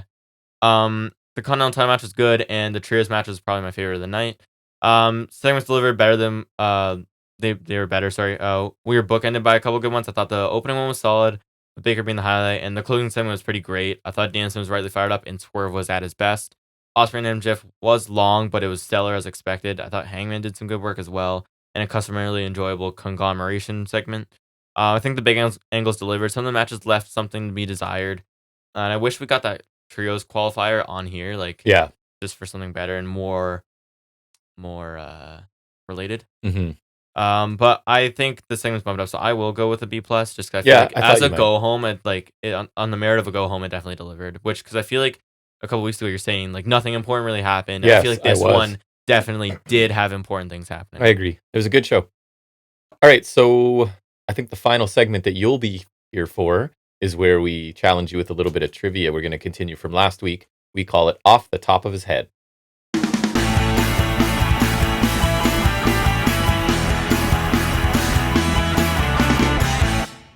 All right, so we're continuing on from last week, and even though you know the topic, I know you didn't go and research And I know I don't need to, because you don't need to. So we were talking about the last one we did was Mania 20, right? Right, WrestleMania World Title matches. So you tell me who the participants were. Does this go all the way to current? Because it goes to XL. So is that so that's current. We can right? why don't we just do it? That's we're doing them all. Yeah. So WrestleMania 21. Okay, World Heavyweight title was Batista and Triple H, and WWE title was Cena and JBL. Correct. 22. WWE title was Cena and Triple H, and World Heavyweight title was Angle, Mysterio, Orton. Angle, Mysterio, Orton, all of the... Wow, there's a lot of names there. That looks right. 23. 23 was Cena and Michaels for WWE title, and then World Heavyweight was Batista and Taker. Batista and Taker? Yeah. Yep, that's correct. 24. World Heavyweight We're back to Roman numerals, actually. Yeah. XXIV. Yeah. 24 was Edge and Taker for the World Heavyweight, and then WWE title, it's not a memorable one, but it was Orton, Cena, Triple H. Correct. So then we're at, what, 25? 25 WWE title was Orton and Triple H. That was like remember the Triple H home invasion? Oh, yeah. And this was like prime heel Orton. Yes. That one, the punt kick Orton. And then World Heavyweight was Cena, Edge, Big Show. Correct. That was one where, okay, here's something for you. Yeah. There was the double AA, remember, in the match? And then Big Show and Vicky Guerrero had an affair. Oh, right. So Vicky Guerrero. 26. 26. Ooh. We got World Heavyweight was Edge and Jericho, right? Yes. And then WWE title was Cena and Batista. Yes. Now, all I know is the participants. I don't know which belt was which, but I assume if you know who was in it, you probably know that detail too. 27. 27. Oh, God. WWE title was Cena and Miz. Correct. That's what was. I was. Oh my God. Ooh, both two participants. I know. World Heavyweight was Del Rio and Edge. Yes. That was last Edge match pre-retirement. Oh, nice. Retirement. 28. 28. This is what, 2012. Punk and Jericho for WWE title. Correct. And the 18-second Sheamus and Dana Bryan match right. for the World Heavyweight title. Back to not Roman numerals. 29. Right. This is around when they stopped, because I think, and then after 30 they stopped putting the numerals in the logo, because I think Vince didn't like Mania feeling old. Yes. He also stopped using WrestleMania play button and yeah. And they also stopped calling it the Granddaddy of them all, because I think Vince, his own insecurity, didn't want Mania to feel old, because he's been there since the first Mania. That's right. Anyway, sorry, we're on 29. WWE title was Rock and Cena. Yes. World Heavyweight was... Oh, a banner one. Oh, yeah, I remember Del Rio and Jack Swagger. Correct, that Mania. That one almost got me. So XXX, we're back to Roman numerals for one more. 30. We're back to one title. It's the Yep. unified, the WWE World Heavyweight, which was Bryan Batista Orton. Correct. 31. Everyone was Lesnar Roman, but I Yep. guess Lesnar Roman Rollins if you count the cash in. I do, because Rollins is on the list. Okay, that's fair. And 32. Roman Triple H. Yep. 33. These Back are all to 2. Yes. Universal was Goldberg Lesnar. And Okay. WWE title was the projection Oof. match with Wyatt and Orton. Awful. Yes. Yeah. 34. 34. WWE title was the disappointing Nakamura Styles match. Right. And then Should have been better. Universal was Roman Lesnar. That was the one where, like, remember, I think Roman took 6 F5s and, like, remember Lesnar busted him open hard way? Just like, Oh, yeah. because remember he did that to Orton once Yeah. too? And, like, it's nasty. It is nasty. 35. WWE title was Bryan and Kofi, and Universal was Kofi, Rollins Lesnar. Correct. 36. A Ew. couple of doozies. Yeah. Strowman Goldberg for Universal, and Gross. then Lesnar McIntyre for WWE title, which that's not that bad actually. Never mind. And then 37. no, There's 3. they have more for 36. So Goldberg, Strowman, Lesnar, McIntyre. Was there a cash in or something? No. Because they have McIntyre and Big Show. Oh, okay, that's a cheat because that was like a match they filmed after Mania and then they aired it on Raw. So that's kind of a cheat. That is, it's not technically Okay. on Mania, so that's a cheat. And you still knew the details of it. I did. So that counts. That does make sense. But, 37. Universal was Roman, Bryan, Edge, Yes. and WWE title was McIntyre and Lashes. Good old Lashley making an appearance. 38. Oh yeah, it was the biggest WrestleMania match of all time. It was That's we're back right. to one title, which was Roman and Lesnar again. Yep. 39. Roman and Cody. And 40. Sorry, XL. We're back to Roman numerals Right. now. Because they do it for like I think they'll do it every 10 years. Yeah, like, and XL's cool. XL it's is like cool. WrestleMania extra large. That is cool. Should be the largest WrestleMania of all time. But And- anyways, McIntyre and Rollins for World Heavyweight, and then Roman and Cody. So they only had Roman and Cody on here. They didn't even have the Wow, that's incorrect Sporkle.com/games. There should be 3 there because Priest cashed in on Rollins. So Right. that's True. one. So if we're counting Rollins as cash in, then I mean, come on. So you got basically 100% on that quiz, I would say. Maybe 99 because you didn't throw in the big show. That's bull. You could argue that one. No, you can't. But anyways, I guess that's going to end your time on episode, what is this, 214? And then I'll be back probably in different clothes for the next segment. But if you're only an audio listener, that won't matter to you. But anyways, you gotta do your transition. I guess I do have to do the same transition, right? You still gotta work it. So now we'll switch back to talking about whatever I watched for the rest of the week in wrestling. It's anything notable that I want to discuss. It's Highspots and Restholds.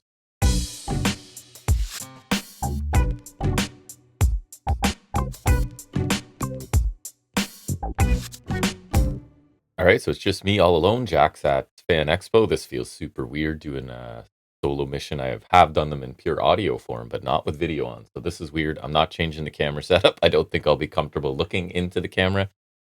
So this is what you get. Sorry, we'll be back to normal next week.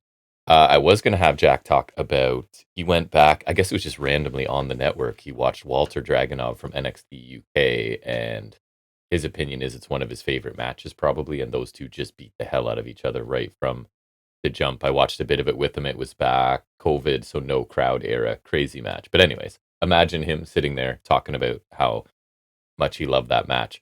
But getting into Raw now. So the show starts with Orton in the ring telling us that he hit Gunther the week before with a sudden RKO because Walter has made it personal by talking about his father and grandfather. Gunther then comes out dressed all in black, which Jack at that time thought was kind of strange to see him dressed in normal clothing. He says that he'll leave Orton a bloody mess and leave him exposed as a very successful yet underachieving one-trick pony. Orton responds. Kaiser shows up to attack Orton from behind. Gunther and Kaiser end up standing tall. Pretty standard stuff. Looks like maybe we're getting a Kaiser Orton match in the near future. I don't know if he's like going to be the gatekeeper to Gunther, or whatever this is. I find it strange. I love Gunther, but calling Orton underachieving is interesting when he has, I don't know, 14 world championships or whatever. The one trick pony thing I think makes sense, right? You've basically got an awesome finisher that you can hit out of nowhere, and that's been most of your career. Because I would suggest Orton's always the same, heel or face for 20 years. It's basically the same character, which is why I'm not a huge Orton fan. but underachieving. I don't know if that's accurate. One trick pony. You could argue that as a heel for sure. Sheamus and Pete Dunne had a really good physical 13-minute match. Jack would complain if he were here because Pete Dunne did not win that match. I didn't really expect him to, but Jack is ever hopeful that Pete Dunne can gain some traction and become something. So Sheamus won with a brogue kick. I would suggest this is another banger for Sheamus. Pete Dunne looked really good as well. Was really physical right out of the gate. Lots of work on Sheamus's hand by Pete Dunne throughout this match.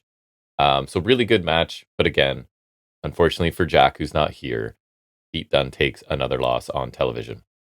We then have Kofi Kingston speaking backstage with Woods, talking about he's promising that he's not trying to replace Big E with Odyssey Jones. So I do like that they're sort of talking about the elephant in the room, that is kind of what it looks like, and that nobody really wants Big E to be replaced. So I think it's probably smart to address it on their show. So Kofi's explanation is, much like when the New Day were new and people were making fun of them and saying it just wouldn't work, he wants to help somebody who's been maligned like they were early in their career.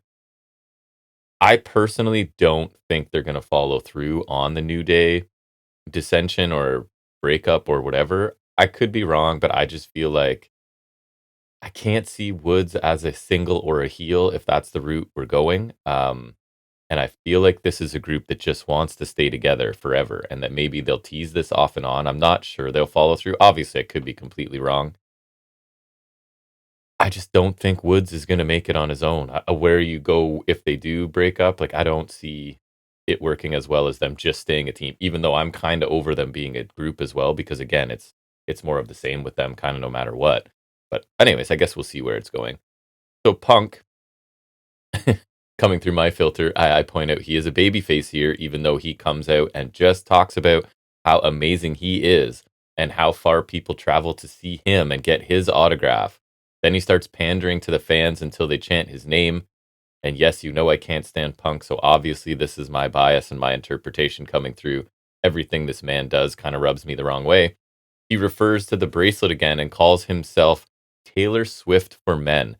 So if you need a glimpse, in my opinion, into CM Punk's ego, there you go. This guy, who is in a pretty niche sport, if you will, of pretend fighting, who really has virtually not, I won't say no, the female demographic is not super high in professional wrestling, but he himself thinks he is basically the Taylor Swift, who is the most recognizable superstar celebrity in the world. I don't know, probably, possibly. So he's on par with her, and this is him being a babyface, people. This unchecked ego is a babyface character. So Drew McIntyre saves us. He comes out to stop Punk from talking about himself for the rest of the show. He agrees to the strap match that Punk is proposing. Punk offers to trade the strap he brought for the bracelet that he just last week told us doesn't matter, even though it was the only thing that mattered for most of this feud. Now the bracelet didn't matter before. Now it matters again. So I'm sort of, having my issues with this story because it is the bracelet. It's not the bracelet. It is the bracelet again. I don't think this exchange added any heat to the feud. It just had Drew accept the strap match challenge, I guess. And Punk is not a babyface right now. He can't. It's just his ego, right? I don't think he can keep it in check enough to play a successful babyface for me. I'm sure lots of people are loving him, but it's my show, so this is my opinion, and I'm not buying it, right? He's similar to Cody in a lot of ways. He just makes everything about himself. It doesn't read as a good guy to me. I really, really struggle, and if he were to turn, same thing I say about Cody. If he turns heel, I'll probably be on board, and I'll probably like it a lot. But these guys do not come across as baby faces to me. This doesn't work. The Terror Twins. They're actually using that name now, so it's Rhea and Damian Priest. And Dom and Liv each get recorded segments to talk about how they'll win at Bash in Berlin. I thought it was fine, nothing amazing. I'm not going to go over verbatim what they said or anything. Dom basically challenges Damian to a match on the show tonight with no Ripley or Liv at ringside. And we're told later that Pierce has made this match. I don't know why he would. It really feels like a setup for Damian Priest to me at the time.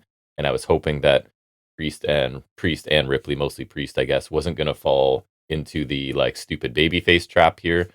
So we'll see where that goes later in the show. We were spared Ivy Nile Maxine match as the Wyatt Six came in to cut it short. I couldn't believe that we were putting a Nile Maxine match on TV. It was really just Maxine aggressively throwing Nile into things at ringside, and then she did hit a fisherman suplex on the floor. My complaint with Wyatt Six this week, it was really, really dark and tough to see what was even happening. It culminated. I know Rowan did his like skull palming slam thing to somebody, and Gable ended up taking his sister Abigail from Howdy. So that fine segment, again, it's more of the same. It's still attacking Gable. I'd like some progression at some point. I'm not out on the Wyatt Six, but I feel like maybe it peaked with the promos by Uncle Howdy and Rowan, and I've absolutely loved both of those things. And since then, it's kind of been like, to use an FNS favorite line, it's fine. Like, it's fine. So we'll see where it goes from there.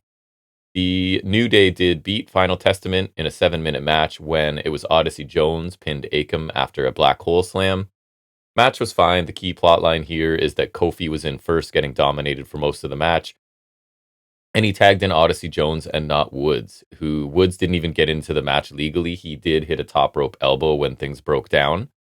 So I guess this is furthering the tension, right? That Kofi's in trouble, and who does he turn to save him? It was Odyssey Jones and not Xavier Woods. So another showcase for Odyssey Jones, and to be fair, he does look better than he did at NXT, but that is, if Jack were here, he would quickly say that that is a pretty low bar.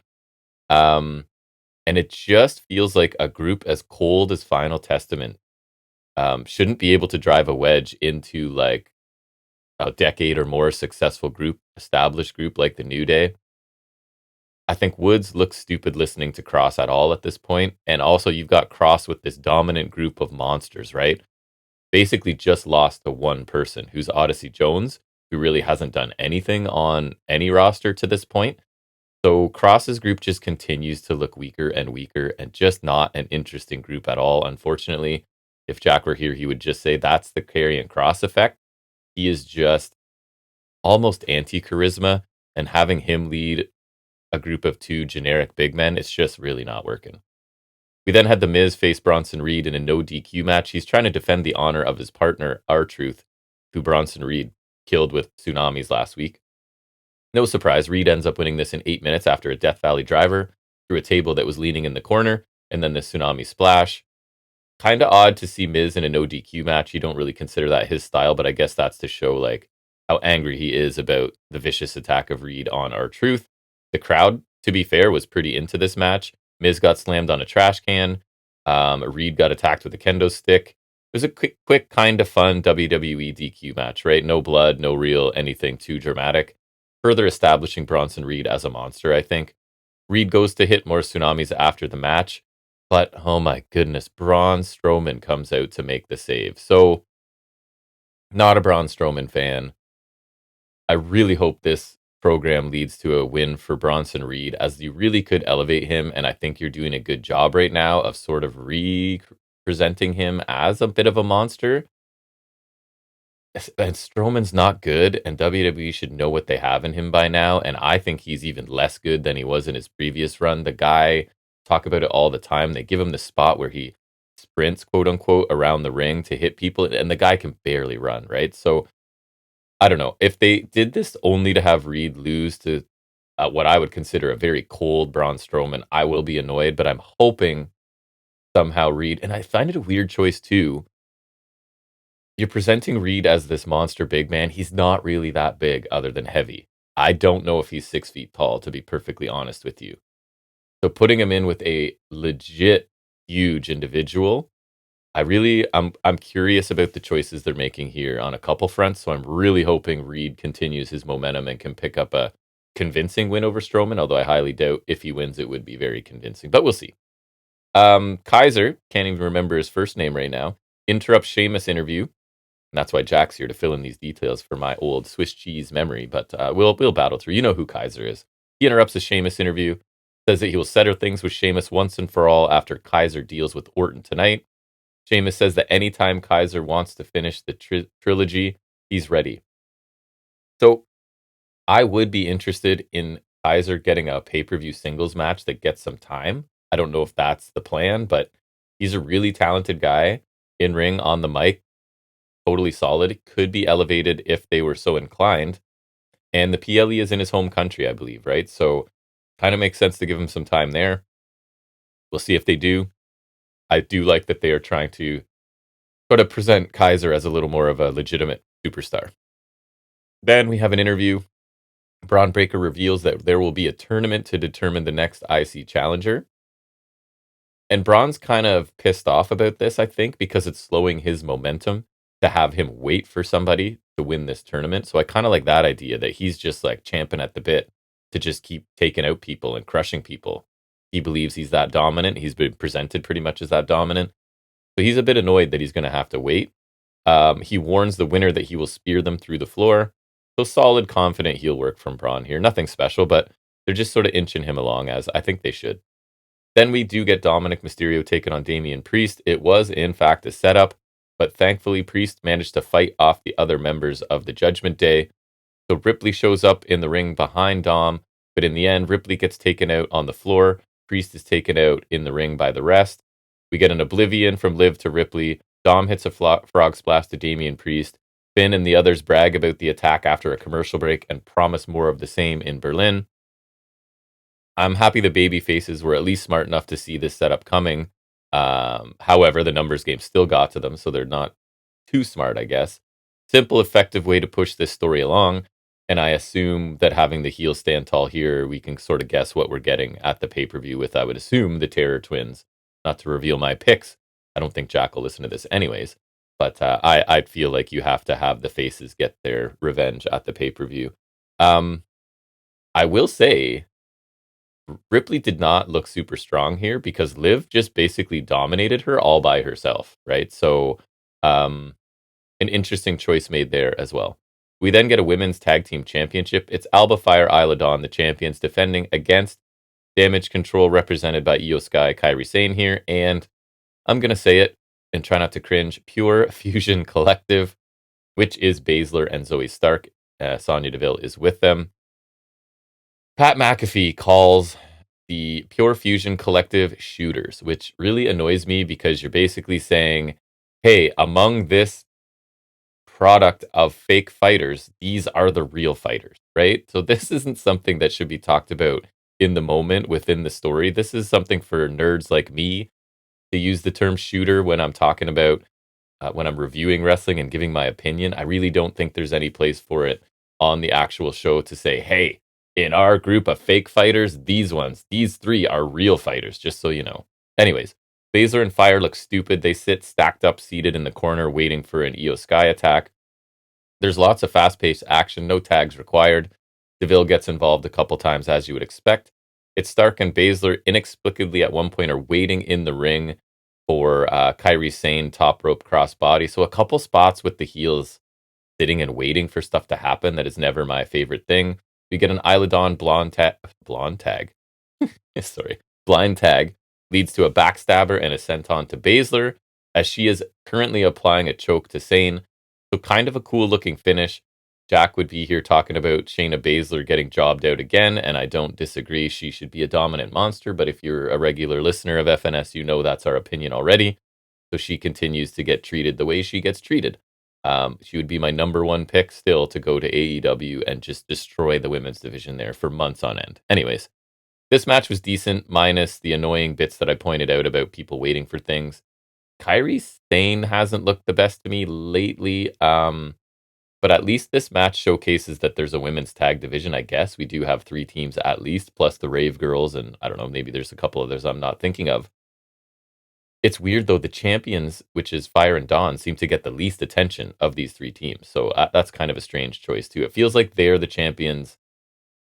It's like the Sheeta treatment in AEW. You can have the title until we figure out what we're doing. And we're really not going to offer any character development or anything else. You'll just be the champions until we figure out who we really want to be the champions. So that's too bad.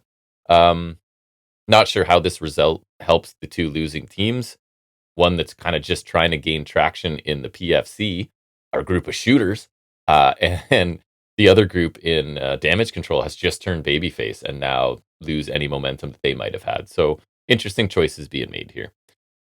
So then we do, in fact, get Orton and Kaiser right now. So I don't know. I was talking about on a PLE earlier, but anyways.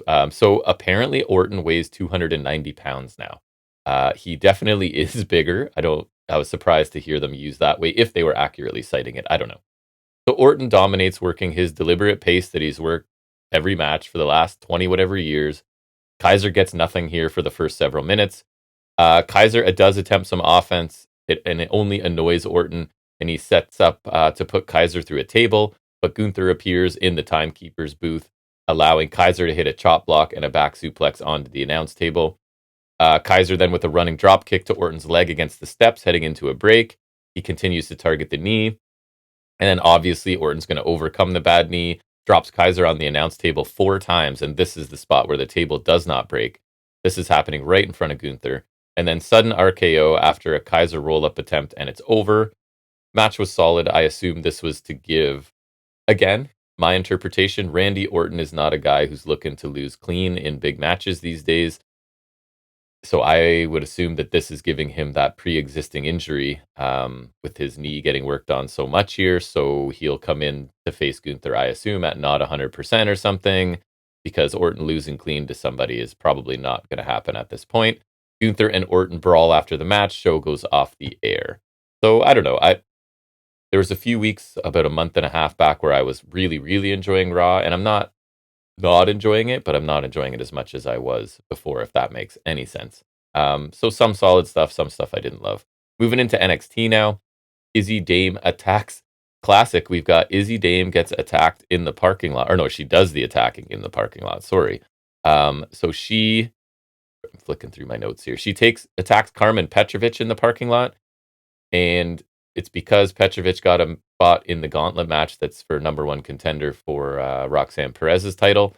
And Izzy Dame did not win the lottery to get in that, so she is furious. So she took out someone who did get in. And at this point in the show, I'm really hoping that they don't do the thing where they give the spot to the person who attacked the person in the parking lot, because I really hate that. Because otherwise, why wouldn't every heel just be attacking everybody at all times? Basically, if that's the result, is you get what you want by just assaulting people, then you would think maybe that's what you would do. So anyways, we'll see where that goes as the show progresses.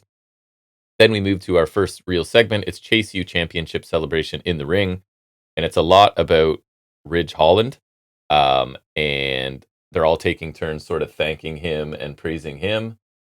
So sorry, I had to do a little check that everything's running there. Fraxium come out and congratulate Chase U before saying that they are the best tag team in NXT and only lost because they'd run themselves into the ground by taking on so many matches, including they've both been in speed matches and a bunch of other things, right? So Ridge Holland cuts them off, chastises them for interrupting him, praises Chase U for standing by his side and building his confidence. In the end, Fraxium want a rematch, but they'll have to beat Hudson and Osborne first.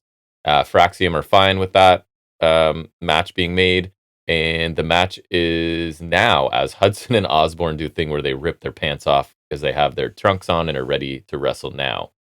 I thought Fraxium showed a little bit of edge and confidence here, almost sort of applying heel logic, right? Like, well, the only reason we lost is because we've been so busy and sort of spreading ourselves thin. So if Jack were here, I'd ask him if he thinks they could work as heels with their style. I think it would be really tough. But they were definitely a little bit different here. So we'll see where that is going to. So as stated, it is Fraxium, Fraser, and Axiom taking on Chase U, Hudson, and Riley Osborne. We've got Andre Chase, Ridge Hall, and Thea Hale all at ringside.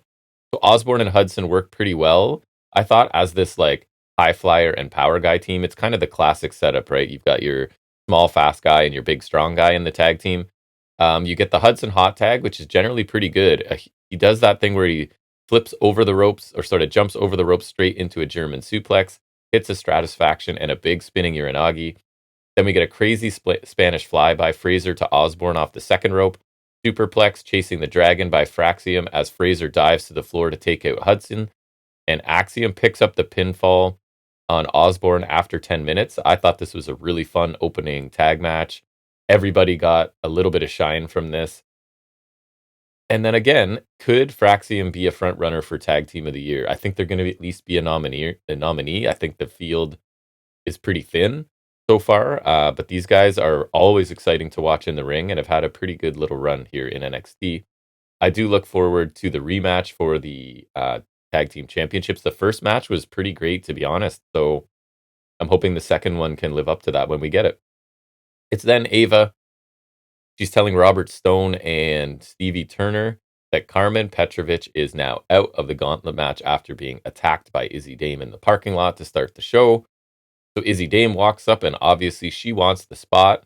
But thankfully, Ava, as critical I am of her because she's pretty awful at everything involved in professional wrestling other than being the child of one of the most famous wrestlers of all time. Excuse me. They make Brinley Reese the replacement instead. So, and they're still doing this little angle where Stone and Turner are constantly bickering about everything. And I don't, Ava as the boss, why is she allowing this to happen? First of all, why is she allowing, it felt like Stevie Turner just decided that she has some sort of management role within this company and was never assigned it, unless I'm remembering incorrectly. So I don't know why the boss would be like, I'm fine with these two underlings, one of which who just sort of showed up. It's like in the office when Nelly there was nobody in the main office, so she just took this position as the manager. So anyways, the bickering between Stone and Turner bugs me. The fact that Ava does nothing about it bugs me. And it seems to be just going on with no resolution in sight, no real change in the status quo. So it's kind of annoying. The women are backstage talking about Reese being added to the gauntlet. I don't even know who it was. It's one of those standard NXT, the women backstage segment. Ren Sinclair shows up, and the only thing notable here was that she refers to the NQCC, so No Quarter Catch Crew, as the Ren QCC, which I thought was pretty funny. She's actually really started to show some personality. Jack would say she started out as the girl in half pants, and that was her sort of gimmick and character. But now she's kind of funny, so I'm interested to see just how far she can go. Then we get Wendy Chu in a match taking on Lola Vice. And Booker is now calling Wendy Chu the sleepy psycho, and I feel like he's pretty proud of that because he used it a few times. Chu is in control a lot in this, and I'm not going to lie, it's pretty boring, this match. Kalani Jordan comes down and gets in the ring for no real reason. It was like when both women were down, so I don't know why, if she was this mad, she didn't come down right away, why she waited until both were down. It's not like she's looking to help anybody, I didn't think. So anyways, she ends up getting in the ring and taking a Lola Vice backfist by accident. The ref's distracted dealing with all of this. And so there's a loaded pillow shot. I guess Wendy has basically like a body pillow with her. And I had forgotten the previous storyline before this that I'll get to in a second. So it just looks like she takes Vice out with a pillow shot to the back of the head and wins after about 10 minutes. So Jordan gets on the mic and challenges Chu for no mercy. She takes Chu out with the loaded pillow and then pulls her championship out of it. So I'd forgotten that I guess Chu has the championship and had put it in. I'm not a huge fan. I feel like they're just halting Lola Vice's momentum that they had built up pretty well for her in favor of Wendy Chu in her current form. And I think Wendy Chu is a pretty talented in-ring performer. This character they've given her, she had to slow her style down so much. It was really bland, didn't get much reaction from the crowd. She's trying to do this I work really deliberately thing, but her offense isn't super effective looking, in my opinion, to allow the time she takes in between each move. I just keep feeling like her opponent should be recovering at this point, as she's just kind of strolling around and getting to her when she gets to her, sort of thing. Just really different energy from the tag team opener on this show. Again, I don't understand Kalani's timing and coming down and what she was waiting for. She could have just come down and grabbed the pillow that was just sitting in the corner on the apron at any time and gotten her title out of it if she thought it was in there. And my favorite part of this was Vic Joseph sounds so stupid trying to act surprised that the pillow was loaded. So if he is honestly surprised the pillow is loaded, that means he thinks that Lola Vice got knocked out by an actual pillow, that a body pillow took Lola Vice, from the world of MMA and martial arts and professional wrestling was knocked out and pinned with a regular old body pillow. So I thought that was quite funny, to be honest. Then we have Joe Hendry and Wes Lee kind of in separate interviews in separate locations, but they can hear each other, which was a bit interesting to me. Wes Lee basically insults his opponents and TNA in general. And Hendry's just in super babyface mode, right? So he's defending the Rascals, defending TNA, appreciates the opportunity he's getting here in NXT, etc., etc. So he's going super mega babyface as Wesley is in the midst of this heel turn he's doing. Then we get a Fallon Henley vignette. I guess it's the whole group, to be honest, which I liked and didn't like parts of it. So we'll get into that. So she says she's always loved wrestling and trained in dirty gyms and worked the indies, etc. Basically, the point of this is that she and JC Jane have paid their dues and, gone through the proper avenues of like, I loved it from a kid. And then I had to like scratch and claw to get into a wrestling school and work all these greasy, dirty indies and pay my dues. And that basically these NIL people are just athletes with a media following. While Jane and Henley scratched and clawed to get tryouts, the NIL people were just handed them. And my only problem with this is the third member of their group, because I think this is pretty good heel logic and it's simple and it's realistic, right? So those are some of my favorite things in wrestling stories. This idea like, we had to work our butts off and nothing was handed to us and we scratched and clawed to get here. And these other elite athletes from other sports are just being handed the very things that we had to work for. That's cool. That's a simple, realistic story that I could get behind. But then you look at the third member of their group is Jasmine Nix, who is exactly like Exhibit A of the problem they're talking about. But I guess because she agrees with them, it doesn't count. So that's my only issue is couldn't we have found somebody else similar to take the third spot in this group where all of them would have the same grievance?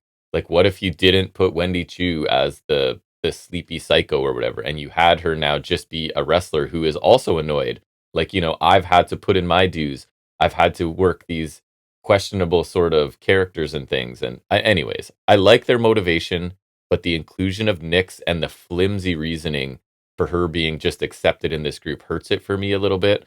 But again, I do like the story that they're telling, and it's giving justification to sort of the edge that Henley and JC Jane have had lately. So again, I'd say I like 3/4 of this, but then you've got Nick sitting there who comes from, I think, the world of professional soccer or collegiate soccer or whatever. So she's exactly what they're talking about, but they're fine with her. So anyways, then we do get the No Mercy Gauntlet Eliminator, which it looks like I took some notes on in hindsight here. So it's Ren Sinclair and Sol Ruca to start. Holds encounters, we see Perez watching backstage on a monitor. Both are down after a collision, and then Rizzo enters, comes off the top right away. Rizzo was not in this long, but she comes across as really athletic as hell, but different from like the gymnasts and the tumblers and stuff. It feels like a different sort of background for her. And then we get a huge Sol Ruca powerbomb that eliminates Rizzo. Again, Rizzo wasn't in it long, but she got some stuff done in the few minutes she was in. Brindley Reese enters during a commercial. She counters into a double Northern Lights and a TKO as Kendall Gray enters next. Gray's on fire with suplexes and pins Brindley Reese. We get an extended run for Gray here against both Ruca and Sinclair. Then we get a Ruca press slam to the floor and moonsault as Jada Parker enters and runs everyone into barricades out on the floor. Parker powers out of a high cross. She hits the corner butt drop and a gourd buster to eliminate. Why do I always want to say Layla Gray? Whatever Gray, whatever her first name is. Jack, I miss you to correct all these things for me. Anyways, Gray is out after an impressive run.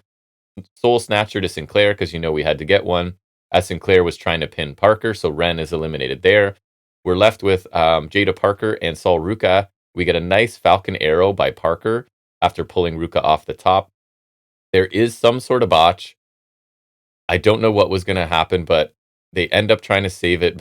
Unfortunately, Sol Ruca, who's like a mega baby face, ends up kind of sitting on top of Parker and tries to just make it look like a pinfall attempt, but she's also holding onto the ropes like a heel would to gain leverage.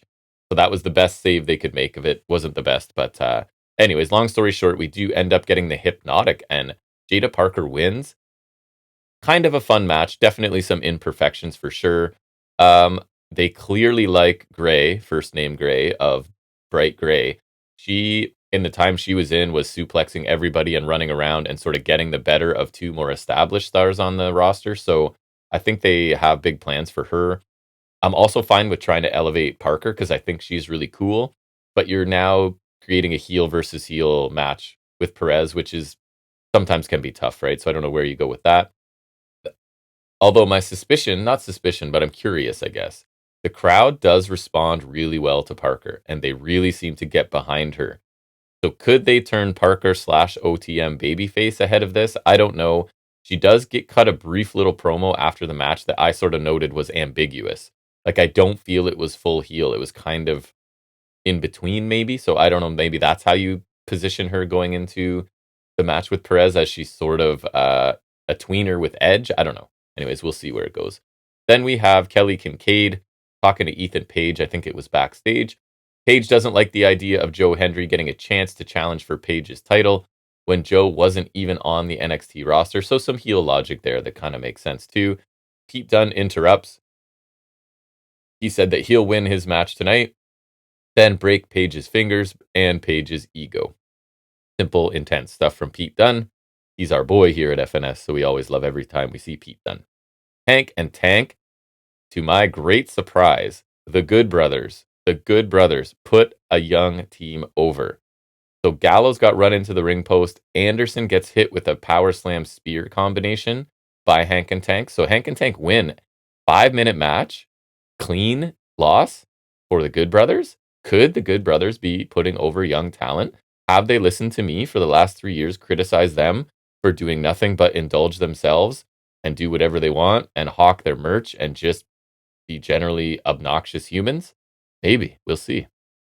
And Afe and Blade confront Spears, right? Because they were sort of like, we came up in this with Jensen and we got to kind of look out for Jensen, even though we've never before ever seen any interaction, I don't think, between Jensen and these guys. Suddenly, Afe and Blade are very concerned about Jensen being manipulated by Spears. I'm kind of okay with it because it gives Afe and Blade something to do. They're talented guys who generally just, they're the good match but lose kind of guys, and then nothing else going on outside the ring. So even trying to do something with them, I'm kind of on board for. They say they're protecting their friend Jensen, and then Spears brings up, oh yeah, like your friendship with Brindley Reese went really well, and then Afe just kind of loses it and attacks Spears. The camera that was recording them falls over. They're sort of brawling, whatever. Jensen and some referees show up, and then Spears is kind of on the ground smiling because clearly his thing is about manipulating people and getting the reaction he wants out of them. So he's happy that he got Afe. I can't remember if Blade was like joining in the attack. I'm pretty sure it was Afe that initiated it. I think they both took part in it. So I think Spears is like happy because he got them to sort of lose it and attack him, which is what he was going for. This is the most interested I've been in Spears since he came to NXT. I've been pretty hard on him because, I mean, at the end of the day, it's Sean Spears, right? So I know he's there as sort of like a trainer, player, coach kind of role. But I think this is a smart role for him. It also puts Afe and Blade in some sort of storyline for a little bit, which I like. So I'm hopeful that this Jensen, it's sort of like he's doing the Jack Perry character in NXT. So I'm hoping it can work for him. I am kind of interested in seeing where it goes. So it sounds like we'll get Jensen and Afe in matches, or Jensen and Spears against both of them in a tag match or something. Anyways, we'll see where it goes. Jack's not here to talk while I drink water. That's unfortunate. So no Quarter Catch Crew are in the ring to talk about Dempsey winning back the Heritage Cup. Thank you, Dempsey, for winning the cup. Ren Sinclair interrupts Dempsey and calls him Charles. So that's another one of her little humorous things, is to call Charlie Dempsey Charles. I don't know what my notes are kind of jumbled here. Says he'll defend against any man, anytime. Oba Femi's music hits. And that's what it is. It's Ren basically speaking up for Dempsey, saying that he'll challenge anyone at any time. And then Oba Femi's music hits, and she immediately is like, I'm sorry, like, apologize, which I thought was funny, right? Like, she was trying to talk tough and whatever, but then when Oba Femi responds, she's like, oh no. So I thought that was kind of funny. Femi calls himself the most dominant champion this brand has ever seen. He won't hesitate to add the Heritage Cup championship to his list. And then Tony and the family come out He implies he's coming after Femi. As the other members attack the No Quarter Catch crew, Tony counters a Femi powerbomb into a spinebuster and places the North American title on the fallen Femi. So Tony has been sort of dismissed and interrupted by Femi lately. Like last week, I remember laughing about um, they were Tony's family's kind of talking about him losing the Heritage Cup, and then Femi just walks in front of them and just takes over the camera and doing his own thing. So I guess Tony's had enough of that and is going to challenge Femi. Um, Fine. I hope Femi defeats Tony. I'd be fine with Tony going up to main roster, specifically SmackDown, because I don't watch it. I just feel like he gets involved in really long storylines in NXT that don't really interest me. And in the ring, he's fine. But I think he's done all he needs to do in NXT and could go elsewhere to a program I don't watch. Javon Evans is sitting on one of the storage cases backstage. Ren Sinclair, who seems to be all over this show, right? I think they're realizing she has some personality. They're giving her some time on screen. She has to go to the washroom, so she leaves the Heritage Cup just sitting beside Javon Evans on this case. And Gallus walk up, and they have a problem with this young American flippy guy being in proximity of the Heritage Cup, I guess. It's not like it's his or he's ever had a Heritage Cup match or anything, but somehow they take exception to Javon Evans even being near the cup. So they sort of mock his wrestling style, and they want to take him for a drink to teach him some things.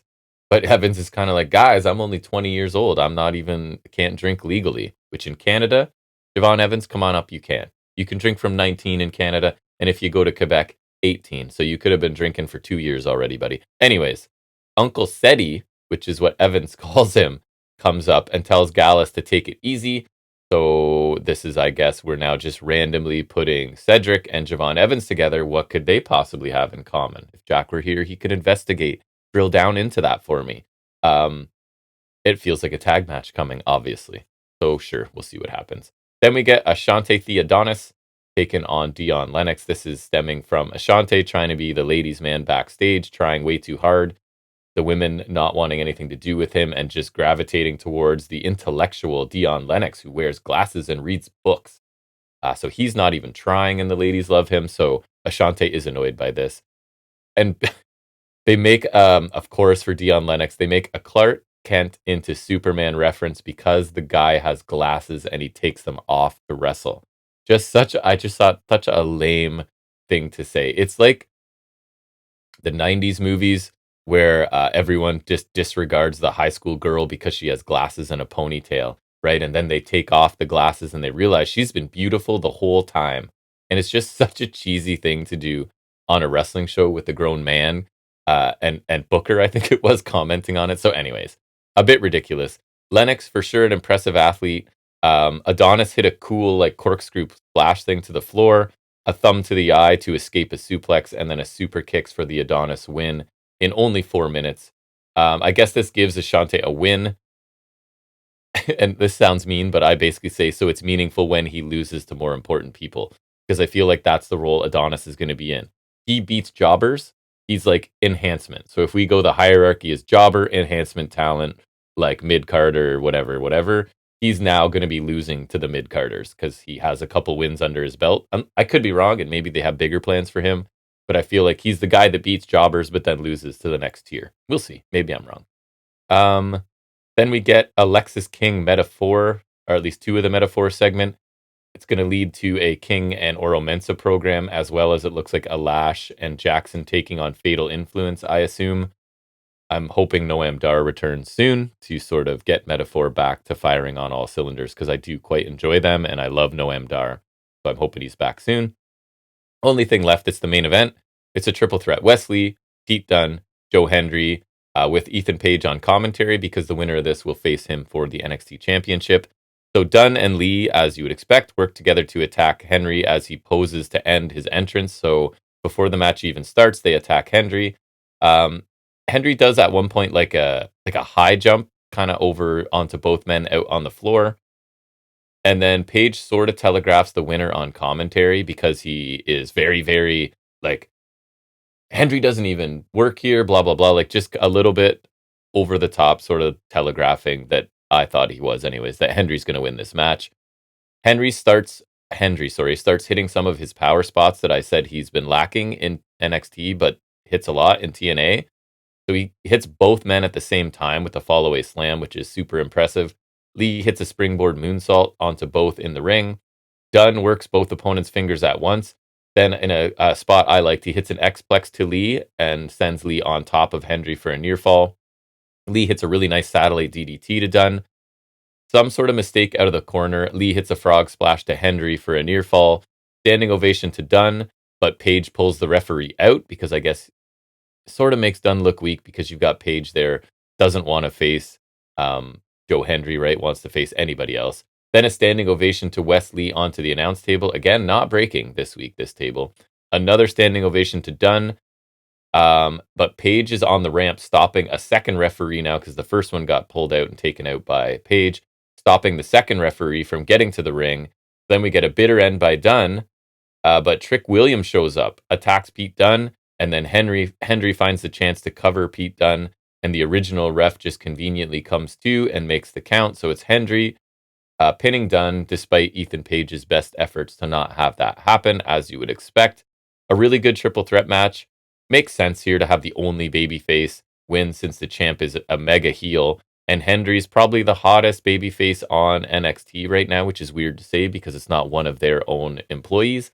But the crowd loves him right now. So this match had a really great steady pace. Each man got to showcase their strengths. The finish for me had a few too many moving parts with one ref taken out, another ref stopped, and then a run-in by Trick. But the action was good. The finish is meant to infuriate Ethan Page, so that can add to his sort of character as well. Hendry showcased more of the power like I've been waiting for him to do because he is a big guy in the first place, but he's also, I think, stronger than he even looks. So the more he can showcase that, I think benefits him. Dunn and Lee impress as they always do. They're super talented guys. So a really good main event with some real stakes attached for a title shot, right? And then the show sort of ends with Wentz attacking Wes Lee and security have to pull him off as the show ends. So that's obviously the program for Wes Lee. So he doesn't need to be in the title picture right now. We can save that for a little bit later.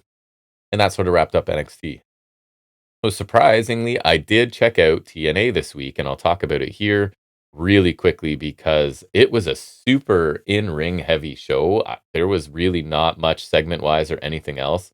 The first match I enjoyed. It was Hammerstone, Kazarian, and Kushida. And this, I believe, is to go into a match, Ultimate X, I think it is. So Hammerstone wins with the Nightmare Pendulum, which is a cool looking move. Pretty entertaining match. And so that's going to put Hammerstone in the X division, which is interesting. I like when they do that because it is about no limits, not weight limits. So I have no problem when they put big guys in there. So that opening was pretty interesting match. Then sort of Eric Young little thing. He basically, Macklin walks up to him and says he'll be watching. He doesn't think, anyways, it doesn't really matter. And then we had Santana. He says the more time he spends here, the more he realizes the animal he needs to be. The system should make sure they get the job done. He's not stopping until he cuts the head off the snake. Solid, not spectacular promo from him.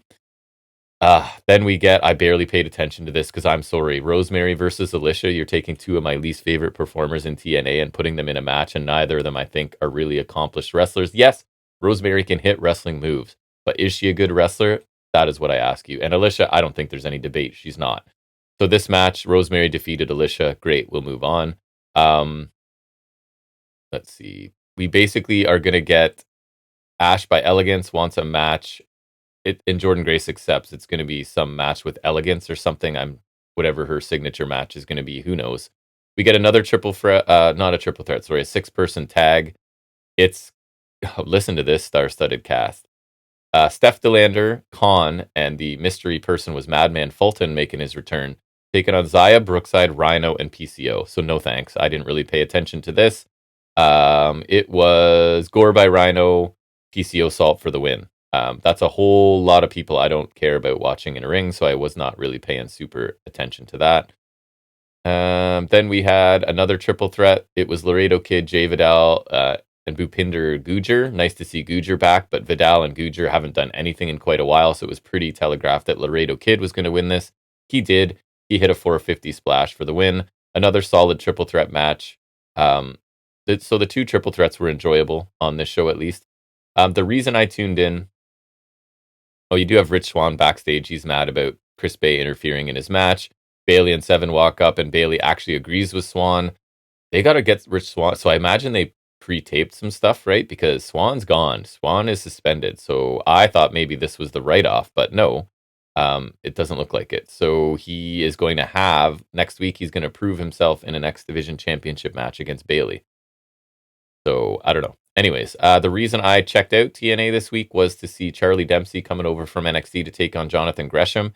And this was what you thought it would be. So it was holds and counters virtually the entire time. So if this is not your style, you won't like it. It's not my favorite style. I can't watch a show full of it or anything, but when it's one match on a show with standard wrestling, I can. And it was impressive because these guys can just, some of the escapes, especially from Gresham, I thought were awesome. So very, very much a holds and counters match. And it ended up with Gresham. It was like an extended sequence with sort of a double knuckle lock, and he's in the full mount trying to keep Dempsey's shoulders down, and Dempsey keeps getting it up, and then Gresham keeps sort of applying more pressure in different ways and ends up actually getting the pinfall in this manner. So really different match. Again, check it out if you're into sort of grappling holds and counters. If you're more of a standard pro wrestling fan, you probably find it pretty boring. I thought it was pretty interesting. I'm not going to lie. Very different. And then the main event, man, this was the Hardys versus Moose and JDC. So again, I barely paid attention to this. I'm not looking to give the Hardys any oxygen in 2024, to be perfectly honest with you. And this went like almost 15 minutes, right? So it ended with Twist of Fate from Matt, Swanton from Jeff Hardy to guess who? JDC. So it feels like Fandango, the only reason that this guy was added to the system was just to eat pinfalls. And every single time you just know, oh, this is what's going to happen. If the system needs to lose, then it's going to be JDC taking the pin. And that was the case here. So I thought the X Division qualifier matches were pretty good. And then there's a lot of stuff that I really just didn't want to see on this. Like the 6-person tag, the women's match, and the main event were all just like totally missable, totally forgettable, and there was barely any segments of sequence on this show, I thought. To be fair, I wasn't paying as much attention as I usually do. I kind of had it on and was in and out paying attention, but I thought I would check in on it since I could. But anyways, I think that's going to be about it, folks. So I appreciate you sticking around if you did to listen to me do the last half of this as a solo mission. Provide any feedback on how you think it went with me doing it by myself. Jack will definitely be back next week for episode 215. We'll have lots to talk about then, I think. Anyways, I'm going to wrap this up. Thanks for tuning in. We look to see you back here next Saturday for 215. And until then, everybody, take care.